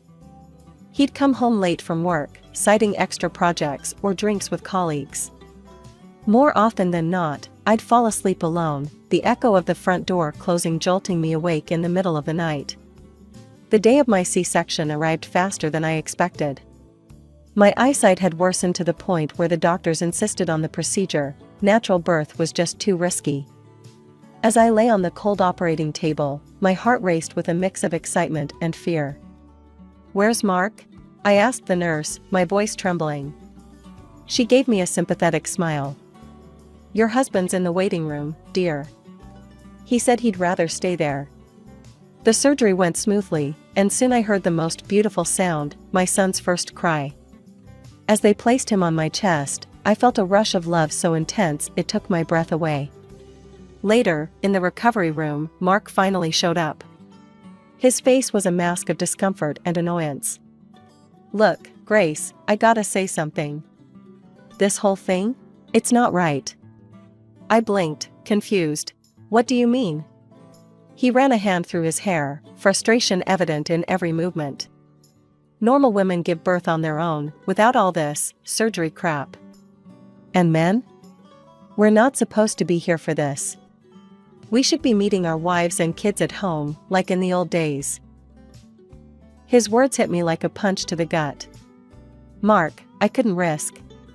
"Save it," he cut me off. "I'm heading home. This place gives me the creeps."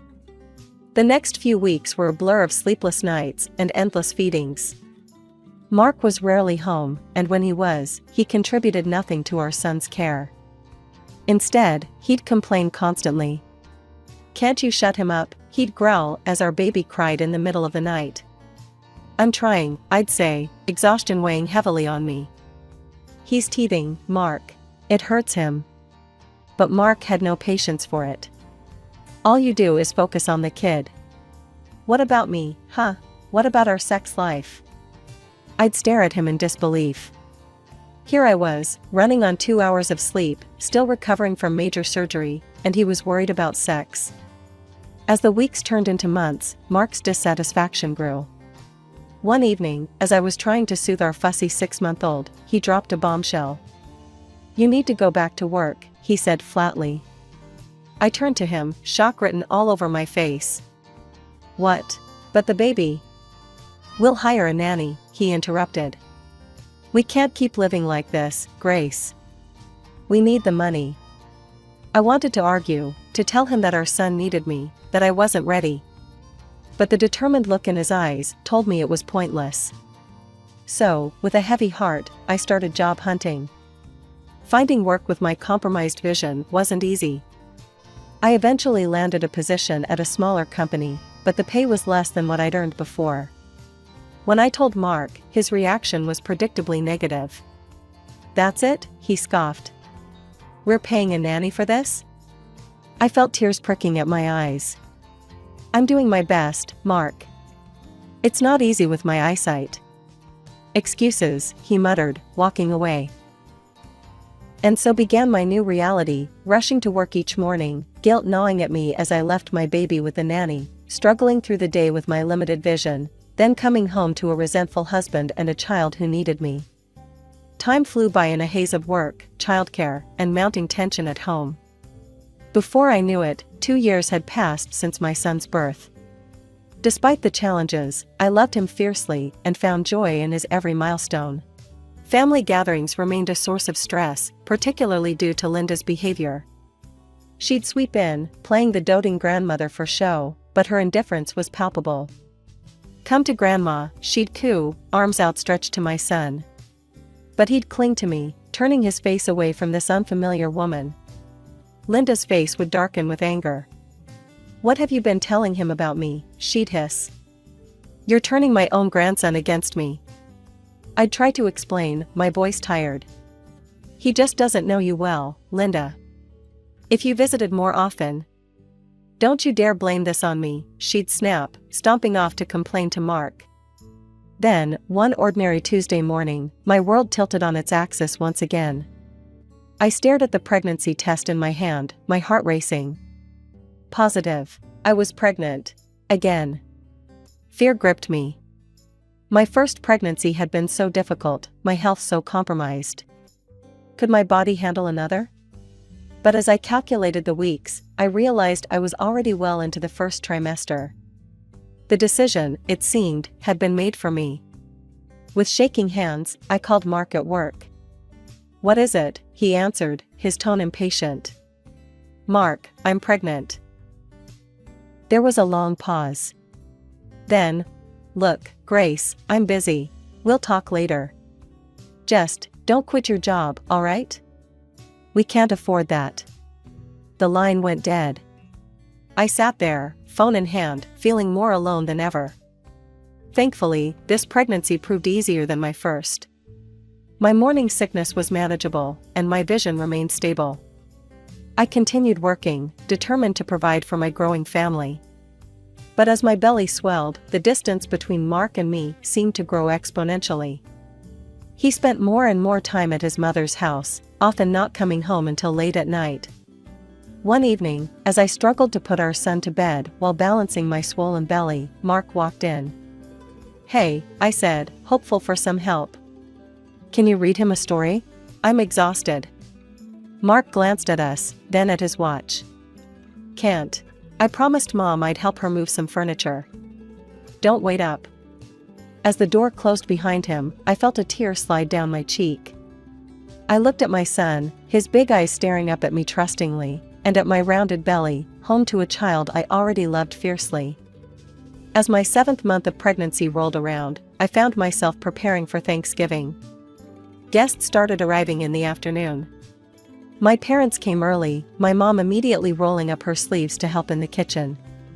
Friends and relatives trickled in, filling our home with chatter and laughter. Just as I was about to serve dinner, the doorbell rang. It was Tom, Mark's younger brother, and to everyone's surprise, he had a woman with him. "Everyone, this is Melissa," Tom announced, beaming. "My fiancé." The room fell silent for a moment before erupting in congratulations. I plastered on a smile, trying to ignore the twinge of jealousy at the way Mark's eyes lit up at the sight of his brother's happiness. Linda arrived shortly after, her eyes widening as she took in Melissa. "Well, well," she said, her voice dripping with approval. "Aren't you a sight for sore eyes?" Throughout dinner, Linda fawned over Melissa, peppering her with questions and hanging on her every word. I tried to focus on being a good hostess, but I couldn't help overhearing their conversation. "So, Melissa," Linda said loudly, ensuring everyone could hear. "Tom tells me you're a manager at National Bank. How prestigious." Melissa nodded, looking slightly uncomfortable. "Yes, I've been there for about 5 years now." Linda beamed. "You must be doing very well for yourself. Unlike some people who can only pop out babies and breed poverty," she added, throwing a pointed look in my direction. I felt my cheeks burn with humiliation. My mother tensed beside me, ready to speak up, but I placed a hand on her arm, silently pleading with her not to make a scene. "You know," Linda continued, her voice sickeningly sweet, "Melissa here makes $15,000 a month. Now that's the kind of daughter-in-law I've always dreamed of. Smart, beautiful, successful." Tears pricked at my eyes as I remembered the years I'd spent supporting our family, paying the mortgage, building a career I was proud of. All of that seemed forgotten now. "I think we should continue this lovely evening somewhere more suitable," Linda announced, standing up. "Melissa, dear, why don't we all go to that new restaurant downtown?" My treat, of course. Before I could process what was happening, Linda, Mark, Tom, and Melissa were heading for the door. Mark didn't even glance back at me as they left. The remaining guests shifted uncomfortably in their seats, the festive mood thoroughly ruined. One by one, they made their excuses and left, leaving only my parents behind. They offered to help me, but I refused, saying that they needed to rest themselves. Finally alone, I sank onto the couch and let the tears flow freely. Hours passed as I sobbed, my hand resting on my swollen belly, wondering how my life had come to this. It was nearly dawn when I heard the front door open. Mark stumbled in, reeking of alcohol and cigarette smoke. He didn't say a word as he made his way to the bedroom. With shaking hands, I picked up my phone and opened social media. There they were, Linda, Mark, Tom, and Melissa, grinning for selfies at an expensive nightclub. The caption read, "Best Thanksgiving ever with my real family." As my due date approached, I felt a mixture of excitement and anxiety. The doctors had scheduled my C-section, insisting it was the safest option given that it had been less than 3 years since my last one. I tried to focus on preparing for our new arrival, but I couldn't shake the feeling that something was off with Mark. One chilly winter afternoon, I found him unpacking bags full of summer clothes. "What's all this?" I asked, puzzled. Mark shrugged, barely meeting my eyes. "Just saw a good sale. Thought I'd update my wardrobe." It didn't make sense, but with the impending birth occupying my thoughts, I pushed my suspicions aside. I'd been meticulously saving money in a separate account, determined to take a couple of months off work to recover and bond with the new baby. My workplace had approved 2 months of unpaid leave, which was a relief. I'd set aside enough for the mortgage, bills, and even a babysitter for our 3-year-old. For once, I felt prepared. 3 days before my scheduled C-section, chaos erupted. I was resting on the couch when Mark burst through the door, Linda hot on his heels. "Hurry up," Linda barked as Mark rushed to our bedroom. I struggled to my feet, waddling after them. Mark was throwing clothes into a suitcase, the summer clothes he'd bought. "Mark?" I said, my voice rising with panic. "What are you doing?" He barely glanced at me. "Tom's getting married in Hawaii. We're all going." The world seemed to tilt beneath my feet. "What? But my C-section is in 3 days. Who's going to take care of our son?" Mark zipped up his suitcase, finally meeting my gaze with cold indifference.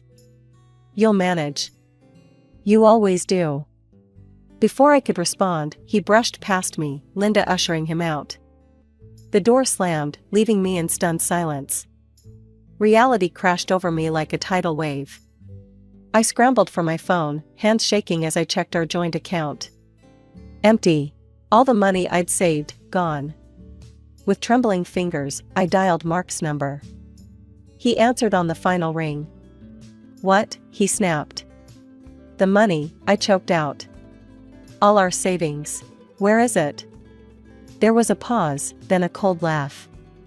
"We needed it for Tom's wedding gift. Don't be so greedy, Grace." The line went dead. A sharp pain lanced through my abdomen. I looked down in horror to see a puddle forming at my feet. My water had broken. Panic seized me. I couldn't go into labor now. The risk to my previous C-section scar was too great. With one hand on my belly and the other clutching my phone, I called emergency services. The hospital was chaos, doctors shouting, machines beeping. I woke hours later to the gentle beeping of monitors. My mother's tear-stained face swam into view. "Grace," she whispered, squeezing my hand. "You're okay. The baby's okay." Slowly, the fog lifted. I'd nearly died. My baby had nearly died. But we'd made it. 3 days after the emergency C-section, I was feeling surprisingly strong, both physically and emotionally. The doctors were pleased with my recovery and gave me the green light to go home. Mark hadn't called once since he'd left for Hawaii. Not to check if I was alive, not to ask about his new son. In that moment, I knew our marriage was over. I called my parents and asked to stay with them for a while. Their response was immediate and supportive. My parents doted on both boys, giving me time to rest and recover. I started researching divorce lawyers and gathering documentation of our finances. Then, exactly a week after I'd left the hospital, my phone rang. Mark's name flashed on the screen. I let it go to voicemail twice, before finally answering on the third call. "Where the hell are you? Why aren't you at home?"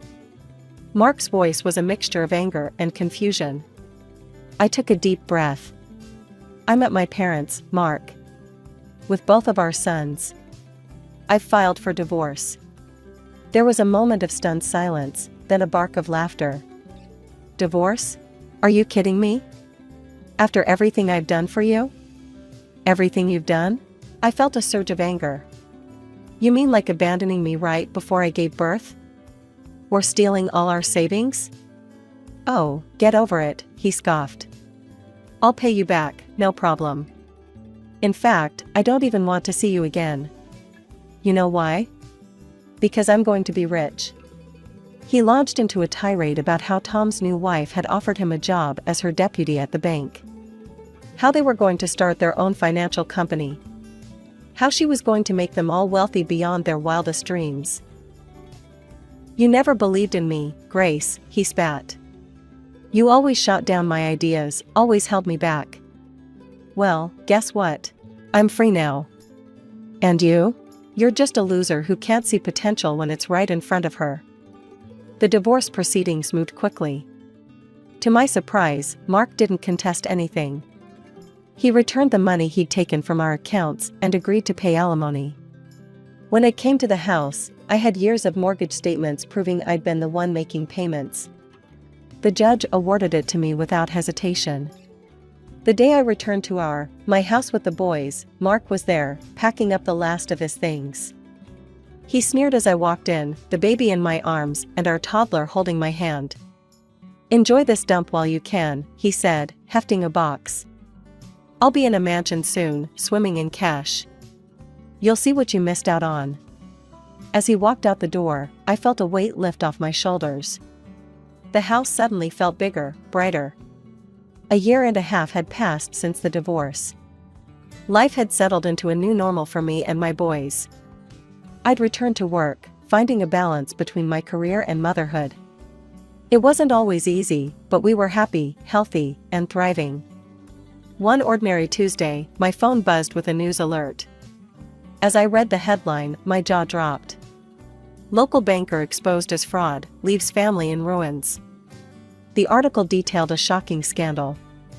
Melissa, Tom's wife, had been running an elaborate con. She'd convinced Mark, Tom, and Linda to take out massive loans to fund a non-existent financial company.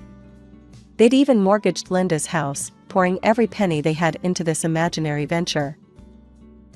But Melissa wasn't a banker at all. The office she'd shown them was a short-term rental, a prop in her elaborate scheme. She'd disappeared with millions, leaving behind a trail of forged documents and broken dreams. To make matters worse, I discovered they'd taken out an additional loan to fund Tom and Melissa's lavish Hawaiian wedding, the very event Mark had abandoned us for. As I read on, a mix of emotions washed over me. Shock, confusion, and, I'll admit, a twinge of satisfaction. The consequences were severe. Unable to repay their debts, they lost everything. Linda's house, their cars, even their personal belongings, all seized by creditors. They were left with nothing but mountains of debt.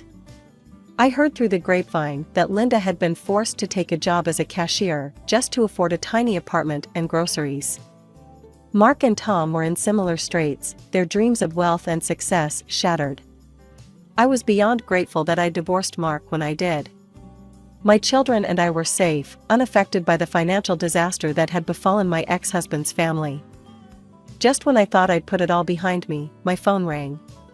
Linda's number flashed on the screen. Against my better judgment, I answered. "Grace?" Linda's voice was small, a far cry from her usual imperious tone. We need your help." She launched into a plea, asking if they could stay with us.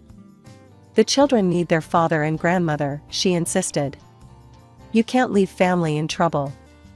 I took a deep breath, memories flooding back, of Thanksgiving humiliation, of being abandoned before my C-section, of the countless times they'd belittled and dismissed me. "Family?" I said, my voice steady. "You weren't concerned about family when you left me alone, pregnant, and in danger. You weren't concerned about family when you stole my savings. You weren't concerned about family when you called me a loser. Linda started to protest, but I cut her off. I'm sorry you're in this situation, Linda. But I'm not responsible for the choices you, Mark, and Tom made. My priority is my children, and I won't expose them to the chaos you've created. Please don't contact me again. I hung up, then immediately blocked her number. As I set down the phone, I felt a weight lift off my shoulders. It was done. Truly done.